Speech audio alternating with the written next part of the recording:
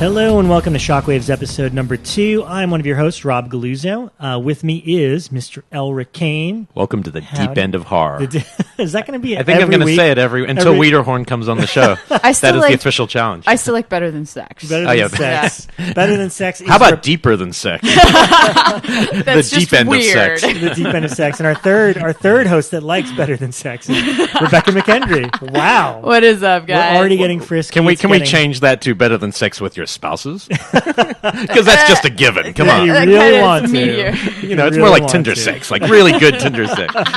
Well, welcome to episode number 2. First and foremost, thank you so much to everybody that gave us so much tremendous feedback for episode 1. Awesome stuff. We really appreciate it. We love keeping the dialogue on our social medias. So, by all means, if you're not on there, it's Shockwaves Podcast on Facebook.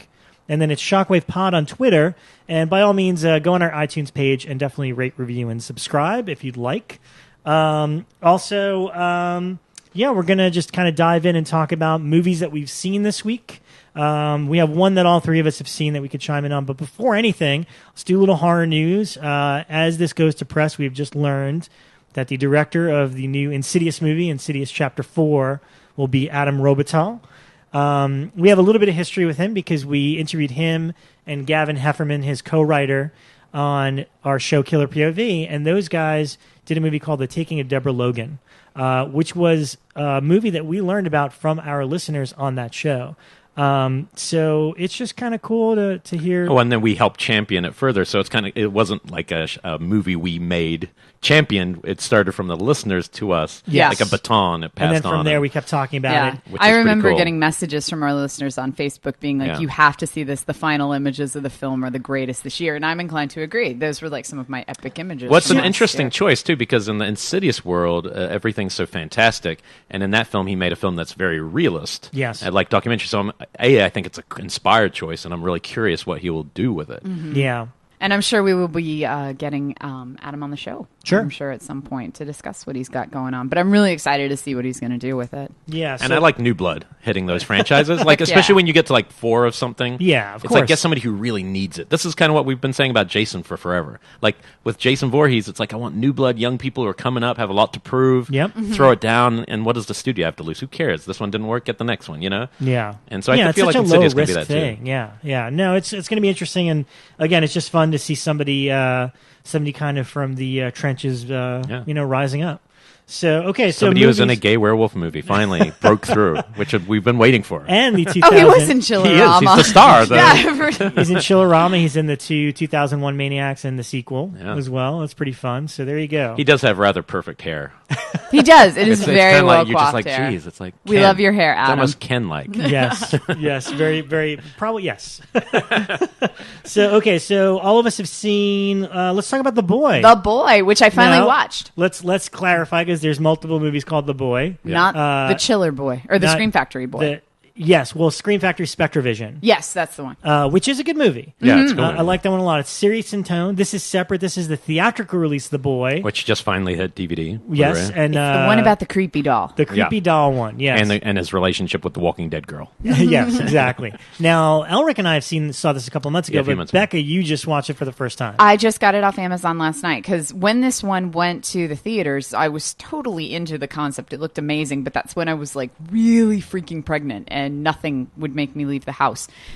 So I didn't see it in the theaters. I was very bummed. But so I got it last night off Netflix or Amazon. And I got to say, it's like one of my favorite movies of the year so far. Wow. I did not. High praise. Yeah, I did not see. And it has a couple of like moments where I was like, I didn't see them going that way with the script. I didn't see them going that way. They do some random things that really don't work. I think it's right on the middle point without a spoiler. They just go from like 0 to 100. They go from one of those moments in a movie where it's like, I don't believe in anything to like within one scene. I completely am in on this, and you're like, I don't know. I kind of liked the moment where she let somebody else in on it. I was kind of like, you know what? I wasn't expecting this, but I like that they went this way, that they didn't like try to decree the haunting the entire time and say it didn't exist. Had either of you heard of grief dolls before? Is that like grief dolls? Well, yeah. Let's talk about the plot in case anyone hasn't seen it. So they call in.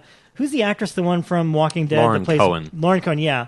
So she's called by an elderly couple to London. That's where it's set, right? She's an American. Yeah. Giant house. They're a very wealthy family to take care of their boy, and he requires special care. So she shows up, and the boy is actually bronze. It's a doll. Brahms, yes. Which is probably the best part of the movie is the kind of giggles she gives when she sees it and thinks they're joking and they're so serious. Yeah. And it's like that's a genuinely great moment. Like you're just like, oh dear. Right. What have I gotten myself into? And the concept is that it's a grief doll, that this couple has lost their child, and they got this doll kind of to represent and take the place of their kid to continue the illusion that he's still there.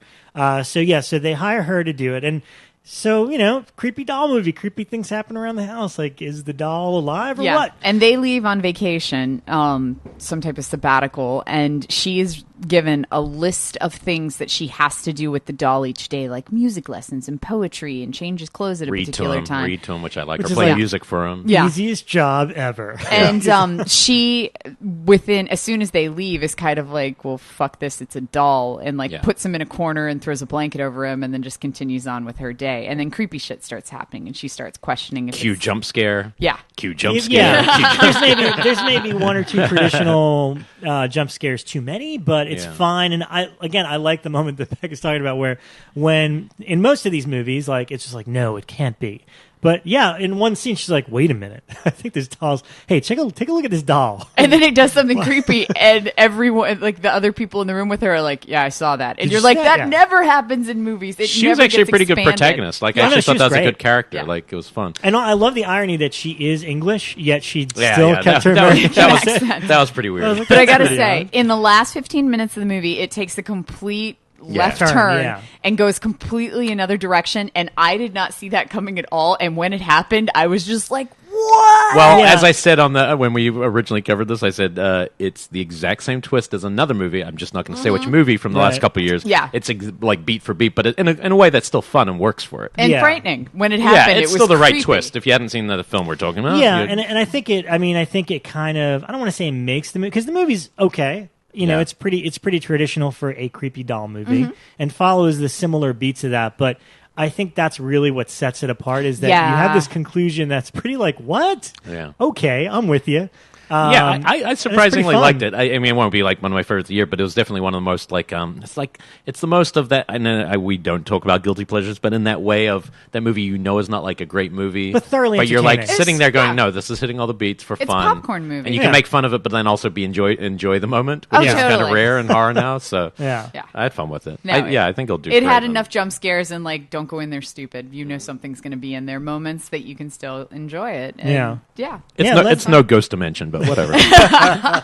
Well, you guys let us know what you thought of The Boy. Yeah. What else did you guys see? I saw a couple of things that I wanted to talk about. Yeah, because we've been, rebooting a whole show. We've probably seen a few movies. A lot of movies. I saw a Vinegar Syndrome release that I had only heard of before, called Frightmare, but not the Pete Walker Frightmare that most of us have seen. The British film. This movie actually was called The Horror Star. Okay. And it's an early Jeff Combs film. I think it's made the year or two before Reanimator. Horror Star? The Horror Star. I'm Googling and it. What's interesting is I watched this film with Dick Renner, and remember the movie I've talked about many times on the show? This is the only other horror film the guy made. Remember The Black Room that I always talk about? Yeah. So it turns out basically the same year, but probably before. The same director, Norman Thaddeus Vane. Yep, that's the cover. This VHS cover is epic. Yeah, it's I cool. remember this. That for sure. Skull with a snake around and a knife through the eyes. Knife through it, yeah. I think it would probably make more sense if it was just called The Horror Star, because that's what it's about, rather than Frightmare. But Vinegar Syndrome put out a beautiful... It reminds me a lot in tone,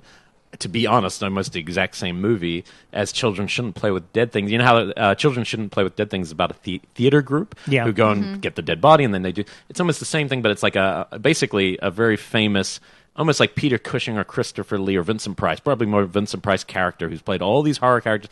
He is kind of, he's popular again at the end of his life, and then he drops dead. And this group of film students think it'd be funny to break into his whatever it is, his crypt. It's a very high-tech crypt, and steal his body and take it back to the cool film hipster thing. Elric has a little bit of a feel of popcorn. That whole kind of thing. Yeah. Mm-hmm. Anyway, they take the thing, and then somebody else does a demonic spell kind of possession thing, and he comes back to life, and it becomes second half's a straight slasher movie, and the first half's totally goofy, like, tongue-in-cheek, wink-wink audience, kind of doesn't quite work horror film. And so it's a really weird tonal movie. And Jeff Combs is one of the kids, he's probably, 20 or whatever. It's the weird turn. The second half worked more for me. It's a very strange film, but, I think people kind of dig it if they're into that. The start can't because he's really kind of gotten ready for his death. He's one of these, like, it's Vincent Price. Imagine Vincent Price deciding, well, I know somebody's eventually going to come to my crypt, so I'll booby trap it, and I'll be prepared for them. It's pretty silly. But it sounds fun. Yeah, I think our kind of listeners would probably actually enjoy this one, and I don't think it got a lot of heat from Vinegar Syndrome. I know they're a smaller label, but I think people, if you like Children Shouldn't Play with That Thing, you'd definitely enjoy it. Wow. Very similar tone. I've got one similar to the two that we've already talked about that I think I should mention now. This just came out on VOD and in limited theatrical. It's a movie called Most Likely to Die, and it's the newest one directed by Anthony DiBlasi. And what I love about Anthony is at this point, he's done every type of horror movie. Yeah. The one that a lot of people know is The Last Shift, which was amazing. One of my favorite films of last year. Cool, kind of supernatural Netflix sleeper hit. It was the sort of thing that everyone found in Netflix Instant, and we're like, oh, it's really good. The shit out of me. And he started out with doing an adaptation of Clive Barker's Dread, which is a pretty straightforward, kind of nasty horror movie. It's a bleak film, that It one. is. Yeah. Very bleak. That's the word I was looking for. So he's done quite a lot of these different types of things. Cassadaga is kind of like the serial killer, like 80s style horror movie. So now he did this one called Most Likely to Die. He didn't write it, he directed it, but it's essentially... for lack of a better term, it's kind of like just Slaughter High, which is it's a 10-year high school reunion. A group of people are getting together. They've all had various degrees of success. So the guy that's throwing the party was like on the New York Rangers, and he just got cut from the team, so he's kind of depressed, and he's got all these people coming over, and essentially they all have this big party the night before their reunion. And start talking. There's in the yearbooks it's most likely to, and whatever they have what was he going to be or whatever. And of course they bring up, remember that one guy John Doe, the one that we tortured in high school, and really embarrassed him by they changed the yearbook so everyone printed his face like blacked out, and it said most likely to die. Really, yeah.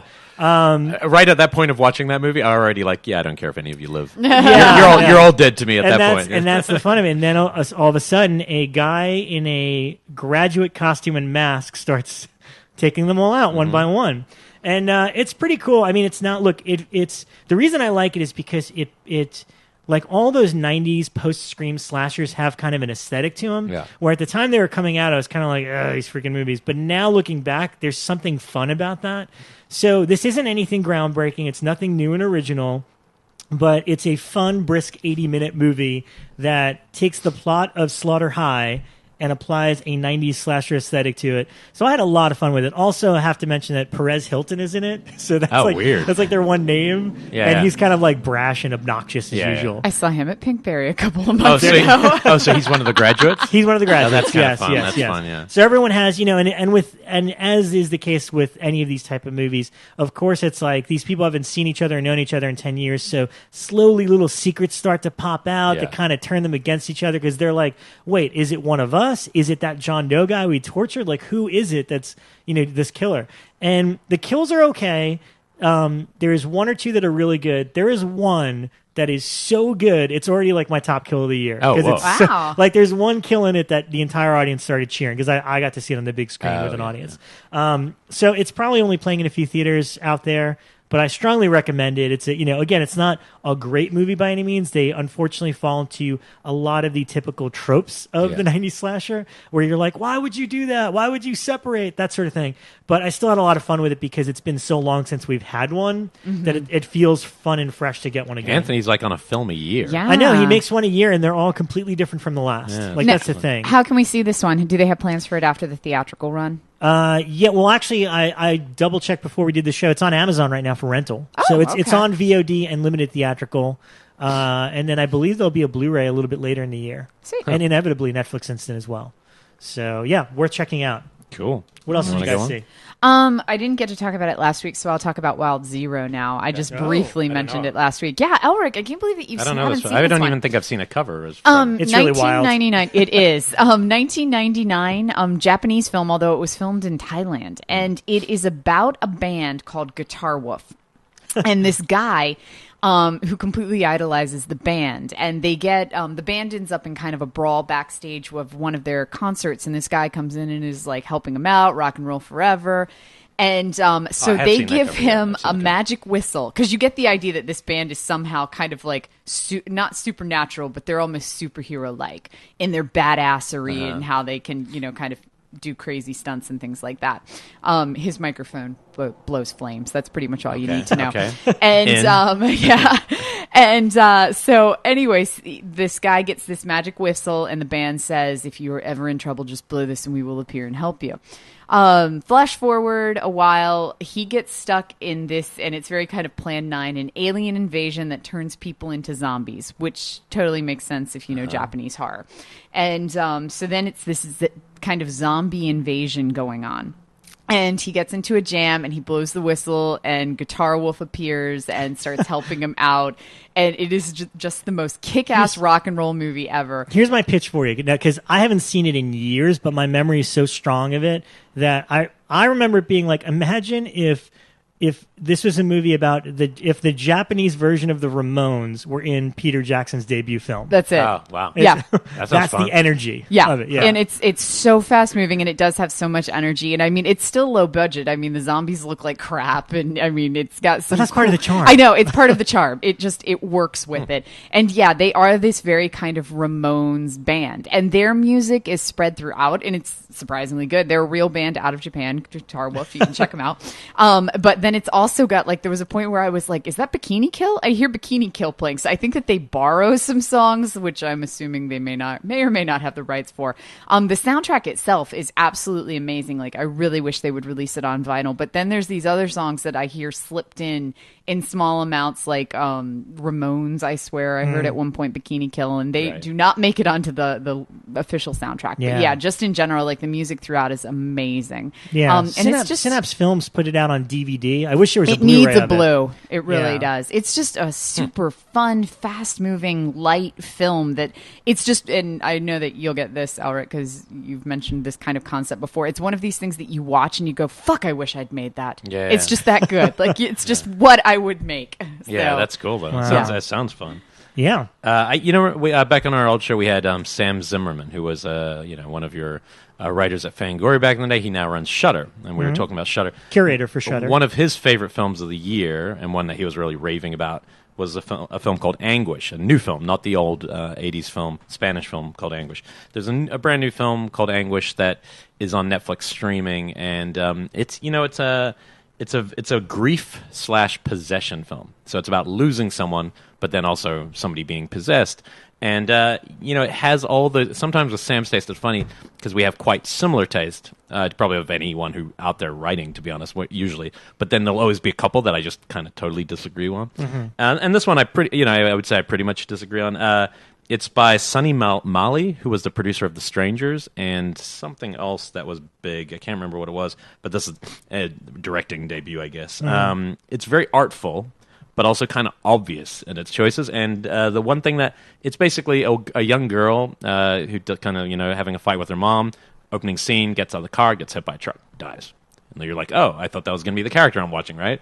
And then very quickly, another girl in the same town is basically being possessed by that girl. She has similar tendencies, and instead of being a thrilling, scary movie, it's kind of sad and a bit of a bummer. But there are moments where I can tell they're really going for big scares, and I think some people it might really work for some people, but it felt all in the sound design to me. And when I see a movie that's where all the scares are orchestrated through sound, it never works on me anymore. I'm just too aware of what I'm watching. The camera has to be a participant in getting a scare from me. And so for me, I just found the whole thing to be like interesting, and it had some really nice like emotional stuff because the two moms of one of the deceased and one whose daughter's now becoming this other woman. So the girl now wants to go see the actual mom. You know, oh, actually, I want to go see my mom because she's possessed her. Right. So it's kind of weird. So it's interesting in that sense. I think if somebody is really interested in possession movies, it's a must see because it is twisting a very familiar formula, but it just didn't completely grab me. But it is easy to watch and free on Netflix. So on that level, you might dig it. Glad I watched it, though. I thought it was pretty interesting. Yeah. Cool. The other one I wanted to talk about, it's two movies, actually. Kino Lorbo has been putting out a lot of I have a Kino film, too. Oh, do you? Oh, wow. Yeah, that's funny. Yeah. And I just got copies of The Magnetic Monster and Really Strange or Really Weird Tales. I can't even remember. But yeah, they just sent me a whole bunch of more stuff that I'm just like, this looks like awesome stuff. Yeah, they're starting to do some pretty quality work with Blu-ray releases. But I picked up a movie called Highway to Hell, which was a big VHS thing. We got to watch it eventually. But the ones I wanted to talk about today that they put out are FX and FX2. Such fun. They're not horror movies by any means, but if you're a horror fan, you would absolutely love them. It's been years since I've seen them, and watching them on Blu-ray again, as a little bit older, because I saw them as a teenager, I just appreciated them so much more in terms of craft and story. And they star Brian Brown and Brian Dennehy. Essentially, Brian Brown is like the number one effects artist in the industry. He's kind of like the Rick Baker. You can just say Brian Squared. Brian Squared stars in this movie. But Brian Brown is this guy, Raleigh Tyler, who's like the most celebrated effects guy. And he gets approached by the cops who are essentially like, look, we hear you're the best at this. You can create any illusion. We've seen you in action. We've got a guy that's going to witness protection. He's like, he was the head of the mob, but he's turning on them. And what we want to do is plan a very public execution so that everyone thinks he's dead. And at first, he's like, I don't really get involved in that sort of stuff. But they managed to kind of convince him through ego because they're like, we should have called so-and-so. And he's like, all right, I'll do it. Yeah. So it's kind of funny. And so it happens. But, of course, at the last minute, they convince him to be the gunman. They're like, well, you're the effects guy. You got to make sure nothing goes wrong. And then it seems almost like they maybe switched out his blanks. And now he's on the run. And the cops that hired him are now trying to kill him, because it's all part of some sort of conspiracy. But what's fun about it, and this is the thing, if you were a kid that was an aspiring effects artist, he's kind of the hero in the sense that he's able to kind of stay one step ahead and trick people with his talent of effects. You know, like anytime he thinks, somebody's about to catch him, he'll pull some sort of gag off and kind of get away. He's like Fletch. He's totally the Fletch of effects. And Brian Dennehy is a cop that's after the mob guy and is not convinced that he really died. He smells conspiracy. So that's the first movie. It's really great. It was directed by a guy named Robert Mandel. And believe it or not, I actually like the second one better, which was directed by Richard Franklin, who did Psycho 2 and Patrick and Road Games. Richard Franklin was a student of Hitchcock, and this is totally a Hitchcock-style thriller. So he really pushes it on effects too, and makes it even more thoroughly entertaining. Where Raleigh's retired now, and he's just doing his gags as toys, like elaborate children's toys, including this like life-size clown called Bluey, which is like the image that everybody remembers. It's just like this giant, like creepy-looking clown thing. And same deal, like his girlfriend, her ex-husband is a cop. And essentially, same deal, asks him to help out on this case. It's really important. Things go wrong. But what I like about the second one is, even though you think of those two Brians, the Brian Squareds, Brian Squared, they're actually, in part one, I think they maybe have one scene together. They're like, what? They're both prominent parts of the movie. Maybe it's FX2 that I always get nostalgic for them. And that's the thing. FX, like now there's history. There's 5 years between the two movies. So in FX2, you get to see Brian Brown and Brian Dennehy together a lot. That's what I forgot when I was rewatching them, because I blend them both together. Yeah. But technically, even though they're in the first movie a lot, they only have one scene together. Oh, weird. So their rapport, their friendship by part two is just so much fun. So they're my all-time favorite buddy movie. Like, so I'm probably talking about two, but honestly, growing up, they were my favorite two people together. Like, I love that. And the thing that shocked me, I was tweeting about it right before I wrote some articles for Blumhouse.com, was somebody told me that in the mid-'90s there was an effects, the series, a TV series that lasted one season. Not Brian You got to hunt Brown. this one down. I watched a piece of it, and I was like, I don't know about that. Yeah. And then Dan Budnick, who wrote Bleeding Skull, the book, and on the website, he reached out to me because he would know this. He's like, have you ever heard of the effects ripoff movie SFX Retaliator? Oh my God, that's a brilliant title. No, but I will find it now because you told me it exists. So I don't know if it's going to be any good, but I'm on the hunt for that. Yeah, that's really interesting about part 2. I got to rewatch part 2 because part 1's plot is pretty clear in my mind. Right. Part 2 I can't totally remember, so maybe. Yeah. So wait, circling back to the Kino Lorber, did they do a blue release of this? Yeah, they're both on Blu-ray. Oh man, because I have the double DVD. No, they're 2 separate ones, and honestly, I think I bought them maybe for $15 a piece on Amazon. Okay. They weren't that expensive, and there's a couple of it's not full-on special editions the way that like a Scream Factory do, but I think they carted over some commentaries, and there's like some vintage behind the scenes, like some quick featurettes and stuff. Nice. So it's actually a good package for considering the price. The Kino one, I kind of mentioned in our first episode, but I had just rewatched. I hadn't seen it since as a kid, and so I didn't really have a firm idea of the story, just the imagery. But Barbara Steele's Black Sunday was a Kino release, and seeing that on Blu-ray, one of the reasons I hadn't rewatched it actually was because I kept waiting to see it in the cinemas, and it just kept never playing in cinemas. And then I watched it on Blu-ray last week, and then in 2 weeks it plays at Cinefamily as part of the Witches thing, and I was really They've got some really cool stuff. That's a really cool. All of Them Witches is the festival, and it's a really cool. I've already lineup. got tickets for Eyes a of Fire is the one I have to see. I'm going to that. I already got my tickets because I've never seen it, and you haven't seen that, right? Which one? Eyes of Fire. No. They're really so rare good. screening. Okay. I wrote about that one just go. last week when I did an article on movies that are trapped on VHS. Yeah, it's such a cool movie. People have been talking about it a bit lately because the print has been touring again, and it's very much like The Witch. But Black Sunday is, because it's. Watching it, the thing about Kurosawa, not Kurosawa, he's kind of like a Kurosawa, actually, in my notes, is that Bava he's just such a good filmmaker that you forget he's working in the horror genre at times, because between that and, Blood and Black Lights, and there's another one where I'm just like, wow, the craft of this director is like, he is like Italy is Kurosawa, and so I feel like and we're lucky he made his films in the horror genre, so we had these great horror films. But I get the feeling if he didn't make films in the horror genre, his name would be more like Fellini and more like these kind of people considered great directors of world cinema, because he's just that good. Actually, the one I'm really thinking about is his first, the first Giallo, the Eye / The Girl Who Knew Too Much. Go and watch that. It's like a perfectly crafted and lighting, black and white lighting. It's all perfect. Yeah, and that's how I felt about this. But this film. Every time Barbara Steele's, was giving me chills even thinking about her presence in this movie.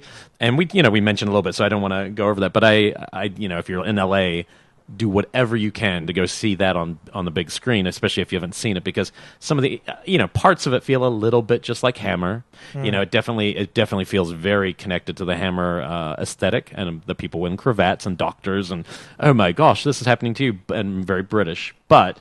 When Barbara Steele's on screen and the opening witch scene, which is the one that gets all the press, is one of the greatest things I've ever seen. I mean, when they come up to her with that mask and a giant hammer, you're like, Jesus. Yeah. And so, really, if you get a chance to see it that way. But the Kino Blue's gorgeous and really cool seeing that movie again. Yeah. Very cool.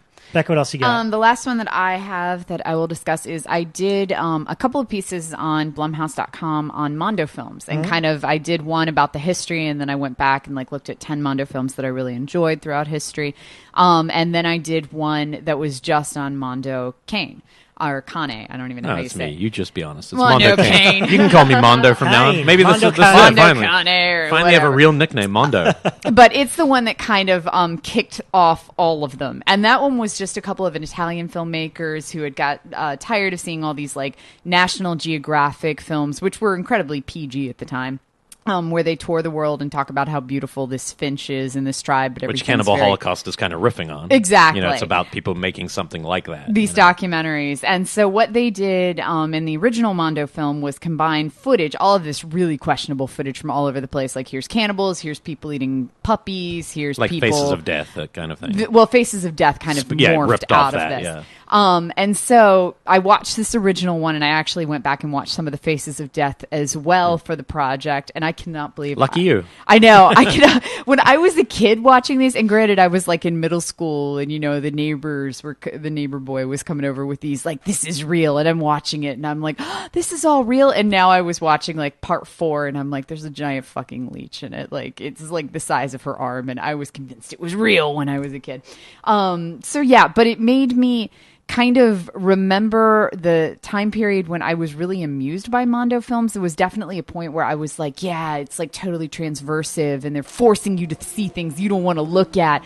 But then I realized that when it's kind of presented in this just very kind of vignette, like here's this, here's this, here's this. They get boring after a while. Yeah, but you want to know why? And this is the same with passing tapes around and all the stuff we loved as kids. It's because we did not have access to all the information we have now. So we're back in a day where you watch that and go, whoa, I haven't seen that part of the world. Now we click 2 buttons and you see anything you want on YouTube. And I mentioned this in the articles that I did. The internet is a Mondo film now. It's when people say going down the rabbit hole of the internet, they are talking about the Mondo hole. Yeah.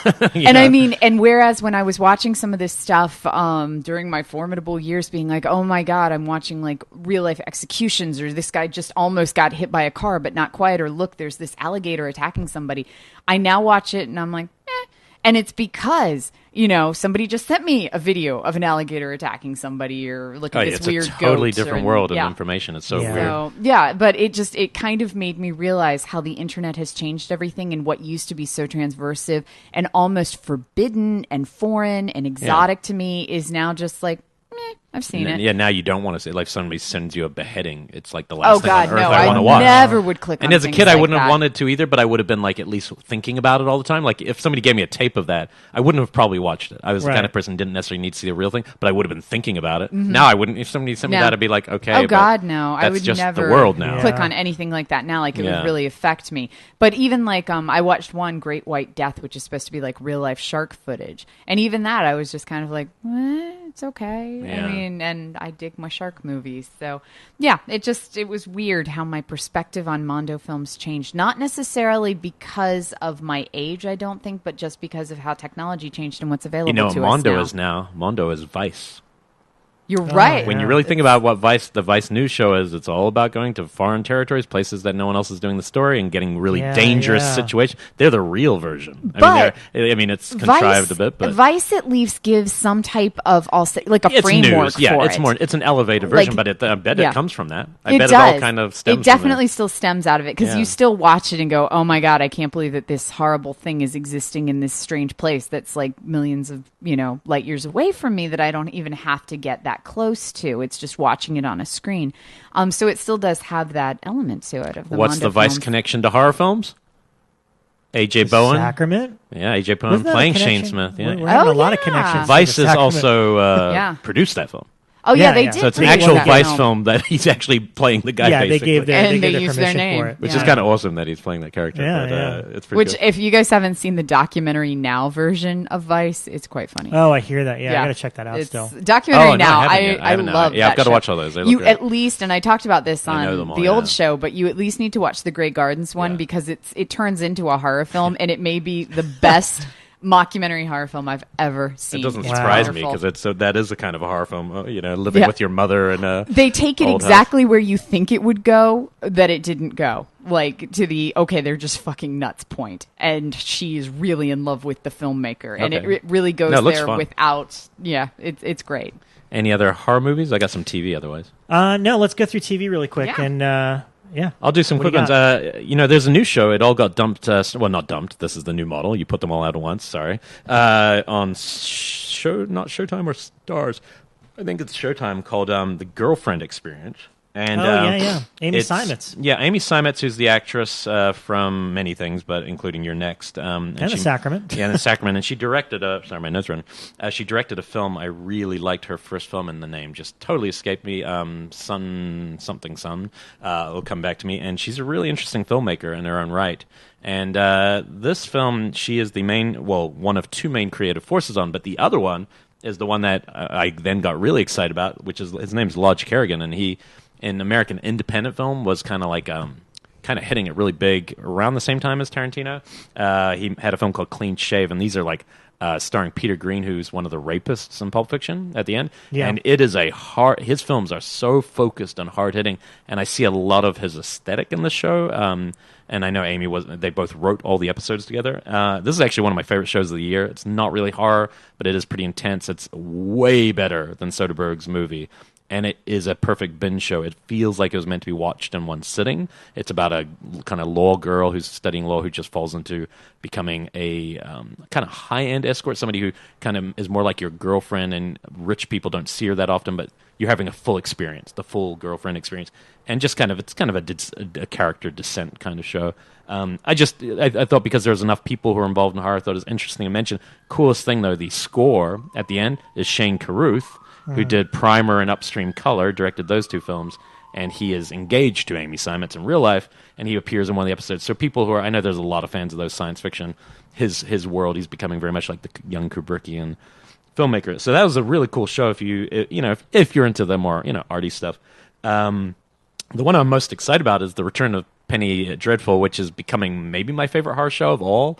The second season was astounding. Like, I didn't think it could get better. First episode of number 3, one guy knocks on Frankenstein's door. He goes, "Hello." He goes, "Oh, good to see you, Dr. Hyde," or Dr. Jekyll. And you're just like, "Ooh, Dr. Jekyll." And then the first episode, not really a spoiler because it's first episode, and then the end of the first episode, something dark's coming, and somebody goes, "What is it?" And he goes, "Dracula." And I'm like, oh, this season's going to have Dracula in it. And I was like so in hunting Eva Green, who is just the best screen presence ever. I mean, she next to a Johnny from Possession, boom, suck it. I honestly think she might be my favorite screen presence since then because she just hits all the buttons. Wow. Also, and I love the show. And then the other storyline of it is all taking place in New Mexico. They have never been outside of Victorian England, but the wolf character, who I won't reveal, is chasing a storyline that's happening in New Mexico, and the scale of this is big. So this show doesn't look like it's getting scaled down for cancellation. It feels like they're getting bigger, and I just think this is a great show that not enough horror people have been talking about it. It kind of shocks me. At first season, I think you have to get through the first 4 or 5 to really kind of get into these new versions like Hannibal of the characters.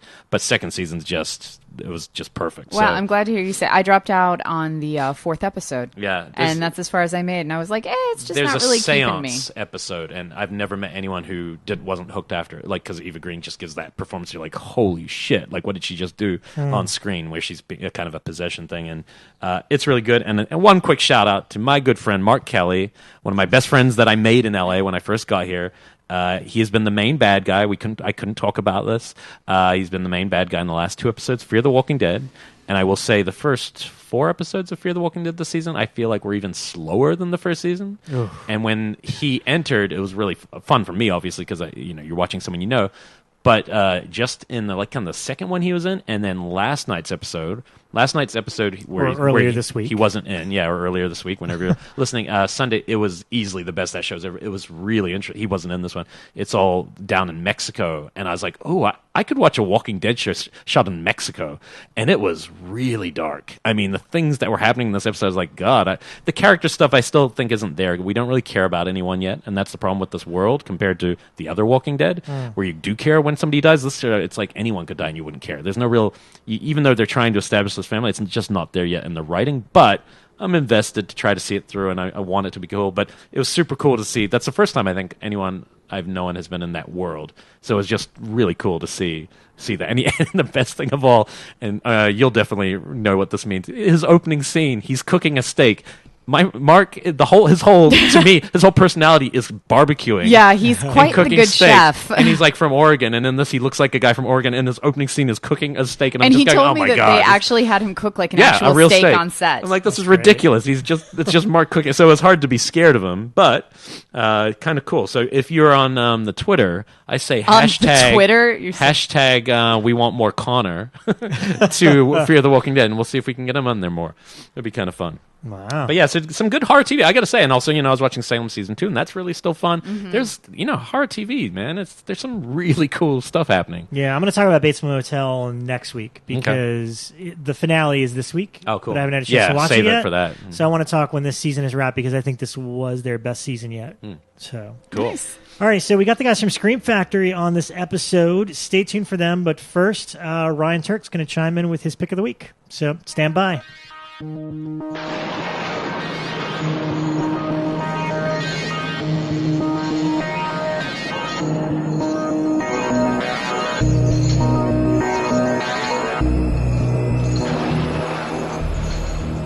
Okay, so welcome back to the special segment of Shockwaves. Every week we're going to check in with the head of development here at Blumhouse, Mr. Ryan Turek. Hello. So he is here with his pick of the week. Yeah. What do you got for us this time? So I'm going to go way back. Way back. Way back to 1996. What happened in 96? Which to you and I seems like yesterday. To everybody else. That's how we meet people that were born in 96. They're like, oh, God. Well, we just celebrated the 20th anniversary of The Craft. Oh, that's right. Yeah. Oh, my God. Isn't that crazy? That is crazy. So my recollection of The Craft is I think I was a sophomore in film school in New York City. And I was walking from class to class. And this actually goes hand in hand with a total name drop, which is also really funny. But I was like walking, what's the park down by 14th Street? Where there used to be that Barnes & Noble there, and it was like 14th Street. There's a giant park. Not Washington Square. No, but there was that's where the farmer's market is and stuff like that. It's where Forbidden Planet. It's like a block away from Forbidden Planet. Yeah. Anyways, I had just got back from Forbidden Planet, and I bought the new Fangoria, which had The Craft on the cover, and I was like, "What is this? What is this? These girls and this witchery and all this." And then, strangely enough, Brad Pitt and Gwyneth Paltrow went walking by as I was reading it, and I was like, "Oh, look at that!" This is folks. Were they going to see The Craft? Folks, this was back in the day when they used to date. Anyways, that's my name drop. But The Craft, it held my interest back in the day, but I didn't see it theatrically. Yeah. I waited until it came out on DVD or whatever to finally see it. VHS, I should say. Yeah. And, DVD. It was on DVD at the time. It was like one of the early DVDs, I think. Yeah, by then, yeah. But anyways, I saw it. I rewatched it recently. I kind of christened my new place with The Craft. And the movie strikingly holds up really well. I haven't seen it in 20 years since it came out. It holds up really well because it plays to the wish fulfillment of what if Robin Tunney is like the fourth part of these girls, this coven, and together they're stronger than ever, and there's like a certain wish fulfillment of what can we do with these powers? We could pick on the bully, Neve Campbell, she can get rid of her scars, and it has a lot of fun with that. There's a lot of runway with that, and then they all become real jerks to one another. And that's always been my problem with the movie, is that you kind of don't want them to break up. You Right. don't want them to turn on one another because you love their rapport so much. But who knows? Maybe that's what Lee Janiak will fix with the remake. But Remake sequel. Sequel, dude. Let me tell you how curious I am about the sequel. Can you tell us anything? Do you know? I don't know with anything, your, but with that your was insider knowledge. I know that there was a time when I was in a room talking about The Craft, and I was like, "Oh, it should just be a sequel."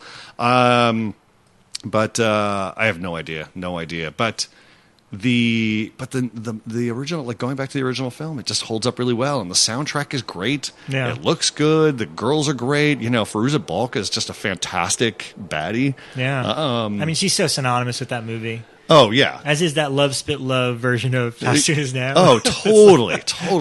But it evokes an era that I as we go on in the years, I kind of miss, Yeah. And it was pre-Scream, because Scream came out in December. Yeah. So it was a kind of a pre-Scream teen thing, Isn't it fun to revisit, like we were there when these 90s movies are coming out and kind of like, oh, I don't know about this version of horror, where it's going. Yeah. But it's an aesthetic now. I go back and watch, I just watched Disturbing Behavior. Oh, yeah. And Which is they another one of my all favorites, feel kind of like, it's a weird, unique part of horror, that 90s cycle. Yeah, well, I've been going on this weird 90s kick now.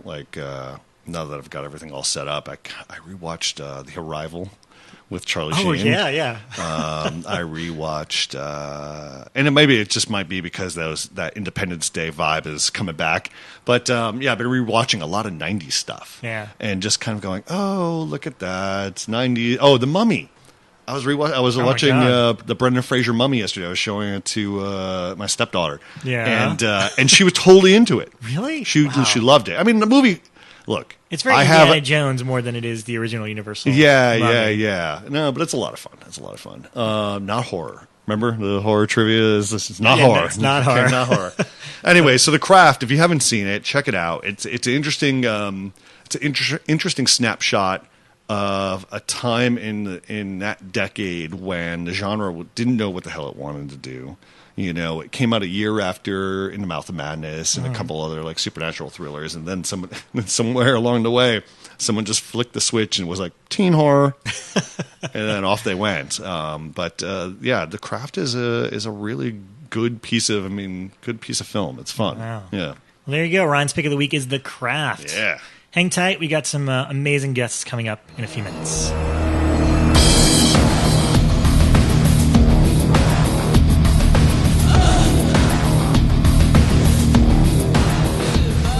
Okay, and welcome back. We're very excited because these guys were on our previous show several times, and those episodes always turned out to be a lot of fun and well liked by our listeners. But for this new show, we are honored that they are our first guests. Welcome to the show, Jeff Nelson and Cliff MacMillan from Scream Factory. Hello. Hi. Hey, guys. Wow. We are really honored to be your first guest. That's crazy. I know. We couldn't pick anybody else. We had to have you guys back. It's beautiful that's the way good. it worked out. And I mean, this is perfect because you guys are approaching the 4-year anniversary of Scream Factory. That's a lot of scares, a lot of drama. We were shocked because when we were doing our research today, we were like trading emails back and forth, and like we were thinking, they've got a lot of titles out. I thought it was about like 52 titles because I feel like I have all the ones, and then I got the printout list. and We have a list it's right here. going to be like 200 and something, 200 plus. Yeah, like when we pulled it up, and they're all on Wikipedia under you guys, and it's like yeah. 250 some titles, and That's you're still amazing. cranking them out. Yeah. I don't know how we do it. Cliff and I often shake our heads and just, we're grateful, but I mean, we really are in a sense, a factory. I mean, we pump them out, we churn them out, we try to, make them as best as we can with all the, parameters and boundaries. I mean, all the, behind the scenes stuff that, not everybody gets to see, but we do. And we're, often, relieved when a movie like, oh, here it is, it's the final product. And, Yeah. Yeah, I mean, when you get those, I guess, what are they called? Test pressings or test printings of, like what you usually post pictures via the social media, like, Yeah. look, they're here. And you guys seem just as excited as us to be like, Yeah. oh, I can't wait to get my copy of that. or sometimes it's just a little marketing spin. It's like, here it is. Okay, we can move on. But no, we are. I mean, Cliff and I were talking the other day is that, with all of our titles, not all of them are bestsellers, and we've preserved a lot of titles. We've rescued, some things like, You'll Like My Mother. And, just to fill people in that may be hearing you for the first time on the show, in honor of the 4th anniversary, let's talk about the origins of Scream Factory and how this all came about, because you must not have imagined. Did you imagine that it would have sustained this long, or? What do you think, Cliff? No. Well, I think it always depends on, the selection of movies that you can get. And, as everybody knows, there's some studios that just won't sublicense films. And, so sometimes you'll do a package and you'll get all the titles done, ready, and you go, oh boy, we don't have any more titles. And so, it's like, it's surprising sometimes the amount of titles that we are able to get, and it sustains us and keeps us going. Right. I mean, when we started the line, Cliff and I worked on the Roger Corman cult classics, which was, back in the day. And when that line was coming to an end, Cliff and I discussed and we saw that we had our first 2 titles on the Scream line, Halloween 2 and 3. And we said, well, we also have Terror Train, and we also have Deadly Blessing in the Island and Death Valley, and I think it was They Live in Phantasm 2. It's like, well, let's group them together, put them into a brand, and let's see what else we can do. Cliff had already had relationships with MGM. He was talking about getting some stuff from there, and from that deals where we got things like The Fog and The Howling and Life Force, some of our biggest sellers. But yeah, every year, we go into the next year and we're like, all right, well, what can we get from this licensor or this independent or this stuff? And it becomes a little bit more challenging as the years go on. And there are, there were independents doing what we're doing when we first came on the scene. There seems to be more independents doing more that we're doing since we came on the scene. And that's had some challenges too, because, those people are going basically after the same audience we are. But you guys set a really good precedent, and you had a great business model. So I think that that's kind of what they're chasing there. Yeah. Well, flattery, what's that? The imitation is the finest form of flattery. Yeah. But, it still can, take a little piece of the profit pie, so to speak. Right. But, we, Cliff and I, have learned a lot in this 4 years of things that we could improve upon. We've listened to fans. We've listened to ourselves, our gut reactions. We've learned, especially through social media, we cannot please everybody. So we can only do the best that we can, try to explain to people what's, realistic and what we can do. But here we are 4 years later, and, people for the majority are really still pumped, excited, and happy with what we're doing. And that pleases us a lot, Well, I think what's fascinating is you guys really did, were to give credit where credit is due, you guys really paved the way for this, because a lot of the big studios were not releasing these movies on Blu-ray, and it felt like something had to give. Somebody had to, it's kind of like the indie bands and the indie labels were like, well, let's license those big titles and put them out, because the amount they'd sell to a big studio might not mean much, but to you guys it would. And I draw the parallel, and I know you've said this before, to right now the vinyl soundtrack thing has exploded, and I credit that to Death Waltz, really. I mean, they were doing a lot of this John Carpenter stuff. You guys are doing a lot of John Carpenter stuff on Blu-ray. Yep. And even though there's a lot of little labels in the record side and as well as, the Blu-ray side, I think you guys were the ones that kind of kicked it off, to be fair and honest. I mean, we can't being take very humble. Thank you. We can't take sole credit. There are, like I said earlier, there's, other independents that were, sort of running parallel to us. I guess that would probably a good way of putting it. And we have just been really fortunate that our, Cliff and I report to others. We are not our own bosses, so we do report to others that, that have believed in the brand and have definitely put forth the money to the advances to sub-license. A lot of people don't realize that we do not flat out own these films.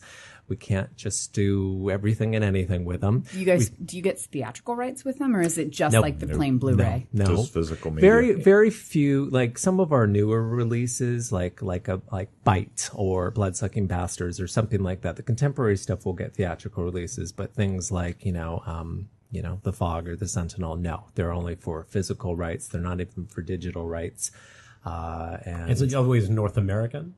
Because I know you guys aren't really an international brand. You're not sending your folks No. to England. And again, we have, and I say this very respectfully, we have a lot of fans overseas that are very frustrated sometimes as to why we don't make our titles region free. And it's not because we don't want to, it's because Shout Factory isn't set up as a business. We're a North American company. And we're a North America company, and there are expenses and legal issues and a whole lot of logistics that go into offering something like, The Fog, as a region free. So we just ask for some understanding on that. We do know that, there's a percentage of people that get them.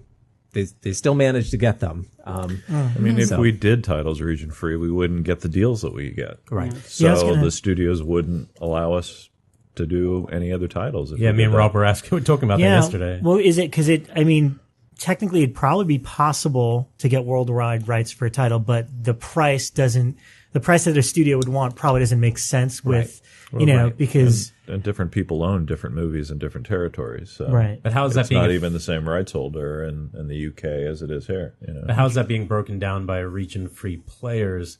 Is that kind of ruining that system of the region-coded?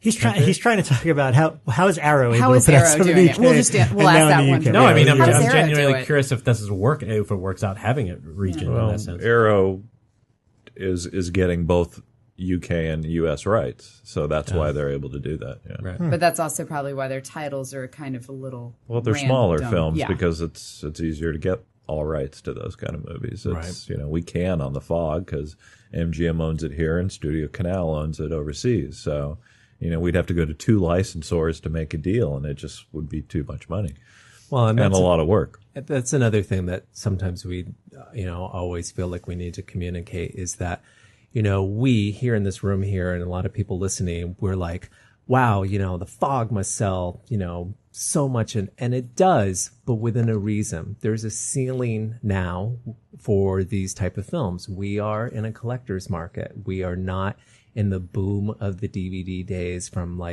2004 where things were just, the times were different. People's spending habits are different. So we always have to be mindful of that ceiling when we're doing our budgets, we're doing our extras or film transfers or artworks, what we do and decide to do as a collector's edition or not. There's a whole lot of parameters that we have to keep in. So we are, and to some degree, we're doing a good job because we've been doing this for 4 years. So we've been, by minding the store, we've been able to continue, and hope that makes some sense. And it's a business. Totally makes I mean, sense. we can't lose money and continue to go on. So, you have to be mindful of that when you're looking at the titles that you have and how much you can spend on each one. So I guess that there's kind of I'd say like a seesaw effect where you pick some titles because you know that they would make bank, and then other ones Yes. that probably won't do as well but are fan favorites. Well, it's interesting that you say that because we do what we call sort of experiments a lot. I think we have tried different titles to see if they work. We've tried some TV movies. We've tried some obscure movies. We've tried some stuff, and some of those things will work. Cliff, a great example is Cliff acquiring Dark Angel, or AKA I Come in Peace. Which we loved. Okay, so that has sold really well for Way to us. go, Cliff. And again, Good job. no, I mean it's a title that is like, wow, it just kind of came out of nowhere, and it has done really well for us. Ninja 3, The Domination, is another one where we had an initial strategy on it. It was kind of like, wasn't an A title like The Fog or The Howling or anything like that, and yet it has done really well for us. But the obscure ones, we do set sort of what's called a unit goal of what we hope to sell. And when it doesn't get there, sometimes it does affect looking at other releases down the road that may be similar to it in tone or cast or, because we, again, as I said earlier, Cliff and I are our own bosses, and we have to report to other people. And if those numbers aren't, met on a consistent, we can't just continue same path. But I will say this: we have gotten away with a little bit of murder on some of those obscure titles that we're like, okay, well, let's just, let's get this out here. And What's the biggest overperformer? One that just totally shocked you? Besides from I Come in besides- Peace, but- like what just completely blew your Yeah, mind? because I think every time, like, They Live was a big one from the beginning, but Yeah, we now, would know that, over the yeah. course of the last few years. we saw that you guys got questions going into Yeah, it. yeah, And someone yeah. asked, what are your biggest sellers and what are sort of your Yeah. not biggest sellers? And I can tell you that the Babadook is our by far best-selling title. Like, the amount of units cool. that sold on the Babadook would be like, 4 or 5 John Carpenter titles to put it Wow. in sort of a Wow, perspective. that Yeah. really makes That's a me great feel sign for good. That, like, films. it No, reaffirms it the really, market. It really is. But that's not to knock John Carpenter No, films no. because They Live, The Fog, Prince of Darkness, Halloween 2 and 3, even though he didn't direct those. All of those are in our top 20 very easily. And you see people complaining, "Oh, why are you doing more, new films?" And they sell, they really do. Yeah. Some don't, but You know, most of them do. It's funny because we've had titles like Cockneys versus Zombies, or Which was a really amusing movie. Yeah, it's fun. We've had some other IFC titles that are contemporary, and we get that there's a resistance to some of that, but people also have to understand too that when we get those titles into mass retail like Walmart or Best Buy, and it turns and it sells, there is an appetite for it. They may not be the horror fan like us here because we're retro, inclined. Yeah. But there is an audience for it. It's a fresh audience, and some of that stuff ends up being our biggest sellers. I'm trying to think of some other titles. Town That Dreaded Sundown was a huge hit for us. Cool. But we kind of figured it might do We well. thought it would do well, but sometimes I look at the numbers. I'm like, wow, I didn't expect it to do that well. We've seen some titles over the years go, wow, we ended up at this many units for Terror Train or this many units for The Burning. Because they started out slow. Yeah. And then they just built. Yeah. Are there ever Prison. ones where you don't know, like you just like one day suddenly there's a bunch of orders and you're like, oh, did somebody just die in the news or like some event has caused a trigger? Suddenly everyone is into Prison Break. Yeah. No, I'm trying to think of. Sadly, we usually know when people pass. Yeah, so. I mean, sadly, we did see a surge of, Swamp Thing and Deadly Blessing when Mr. Craven, passed away and stuff like that. They Live when Roddy Piper. Yeah, passed They away. Live when Roddy Piper. And I bet you that title's going to surge when Donald Trump's president. So please don't Last scare year. us Everyone's like gonna this. It's to scare people, But- Jeff. It's to scare them. I got to tell you that They Live consistently sells like it is an evergreen it's so fun. title, Yeah, it's such a fun movie. and it has gotten a bump of orders recently, and I have to say I do think it's that there's political. political stuff. I know that I think it is. John Carpenter and Sandy King Carpenter Posted. just had a post of They Live and Donald Trump that got met with a lot of flack and a lot of support. Yeah. But I was impressed that they, boldly put that out. threw it out there. Yeah, and that's I cool. was like, well, it's what the movie was kind of sort of saying. Back Fight the then. power. By they live. Right, exactly. Yeah. Before we delve into questions, maybe you can clarify, because the Babadook you said was one of your best sellers, but this is an IFC Midnight title, and you guys put out a lot of the IFC Midnight stuff, and also Chiller films, And and obviously you just made your first original film, Fender Bender, by Mark Pavia. I mean, I even saw Shark and Saw Women's Massacre came through you guys. Like, I got that one in the mail, and I was like, oh, Wynorski, Scream Factory? Yeah. What do you Well, mean by original film? Like you guys actually produced They in-house? produce, yes. Yes. So I was wondering if you could explain kind of the relationships between these different companies. Like, Yeah. why do you have the physical media rights for IFC Midnight and Chiller, or how does that all work between those companies and Scream Factory? They're different. I don't know if you want Cliff to talk about the Chiller part and, Well, IFC we signed like 2015 was that? Yeah. 2015. Yeah. Yes. God.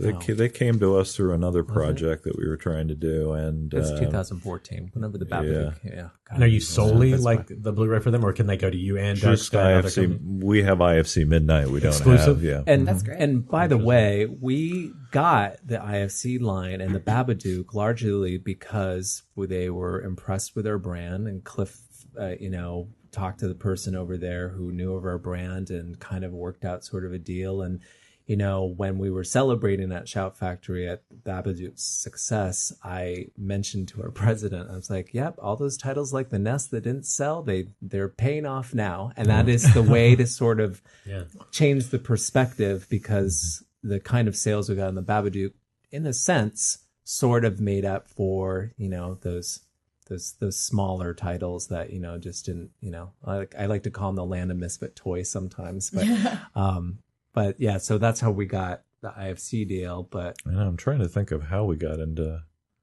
the Chiller. deal with Chiller. I can't remember, but there was just the first movie was Remains, I believe.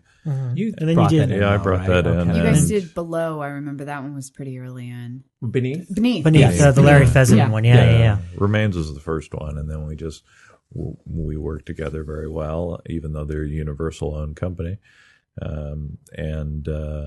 Then when The Boy came out, when it started playing festivals, I contacted them and I said, hey, we'd really like to release that. And so we just continue to work with those guys. Yeah, some of the Chiller titles, again, have sold really well. Animal, Beneath did okay. There was a movie they produced, it went on Sci-Fi, called Dark Hall. There was one called Dead Shadows. Dead Shadows did really Was well. No, Monkey's not that Dead, wasn't there. Dead Souls. I'm sorry, Dead Souls. Was Bill Monkey's Mosley? Paw one of them? Monkey's Paw was I one liked of them. that one. Yeah. But Fender Bender, which is going to be airing on Chiller Network on, I think it's June 3rd. Yes, this is our first original from like script stage all the way up to cast and producing type of original film. And it's a total slasher film, a total throwback to all of that, Prom Night, Friday the 13th, Terror Train stuff where a mass killer is going around. And the premise is really awesome. It's like, we've all gotten into fender bender accidents, and what would happen if somebody hit you and you exchanged all your information and they turned out to be a serial killer, you know? Yeah. So it's kind of a fun Super premise. Cool. And the movie's nice and lean and mean, and it's fun. There's a great score, very Carpenter-esque kind of retro throwback. I think if you're a fan of slasher films, it's kind of a no-brainer. And, what was the thinking of getting into that territory, into being on the other end of it? Well, I mean, we do so many deals that are just for physical media. Mm-hmm. To sustain a company, you need to own content as well. So that's what brought about us looking into creating our own content. So is it something you could look to continue? Like, is that are you getting some well, more? That's what we hope to do. I mean, we're gauging the success of this, and we're trying to set it up in a way where everything's sort of kind of experimental, and this is definitely an experiment for us. But we're pretty pleased with the results, and you kind of see what works. I mean, lots of learning on it. So yes, fingers crossed. But we really hope the fans will tune in, check this one out, because the founders of the company were looking to do new movies, and they could have gone to any type of genre, and they could have gone to everything. But because Scream Factory was doing well, and we had such a galvanized, excited base, they went to us first, and we explored a lot of, lots and lots and lots of some good ideas, some bad ideas, some interesting ventures, some different stuff. And we landed on Fender Bender. Pretty proud to get it. I bet if you had an open call, you would have a ridiculous amount of submissions. Oh my gosh. Oh my God. Like you guys, because of the level of respect you garner, though, There's actually a convention going on in LA in a couple of weeks called PitchCon. Oh, boy. Where all you do is go with your pitches and tell other people your pitches. And I was like, that sounds like a headache. Nightmare to me. But yeah. Oh my God. I'm really intrigued by Bite, the one that you guys have coming up. I keep seeing press for that, and it looks awesome. Yay, good. That means we're doing our job. Yeah. I'll just talk about that really quickly, because we were really pleased with Bite. The film, as you guys know, it made a big splash at Toronto Film Fest of people fainting and throwing up. Now, whether that's a stunt or whether that's a whatever, it got a lot of people's attention in the horror community very quickly. So when we got it, I was like, oh God, we got this really gross movie and whatever. And I popped it in and I watched it and I was like, wow, this is good. This is like a legit, practical effects, well acted, very Cronenberg, very moody. And I told, the acquisitions people, I was like, I think we got a winner here. So we've been marketing the hell out of it, doing a lot of press for it. We opened it up in about 7 or 8 screens. And I think I would love to see us get more films like this, because it took itself seriously. It wasn't campy, or it wasn't like, this is, no offense to a Gravy or a Bloodsucking Bastards or the Editor, stuff that had winks to the camera and stuff like that. This was a straightforward horror film. And the great thing about it is that a lot of the horror press has been really behind it and supportive of it, and they gave it great reviews. And, knock on wood, it'll come out Blu-ray and DVD later on this summer.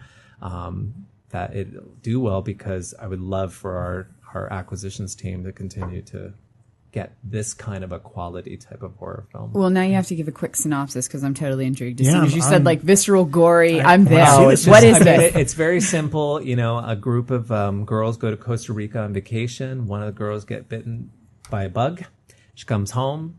She slowly starts to turn into that bug. Nice. And it's that sounds awesome. Very, very, very The Fly. Very, very, but it's like an homage. It's like a respected letter to a Cronenberg type of film. And it was filmed in Canada, so that, puts the Cronenberg Canadian feel factor in there more. But, very gooey, very sticky.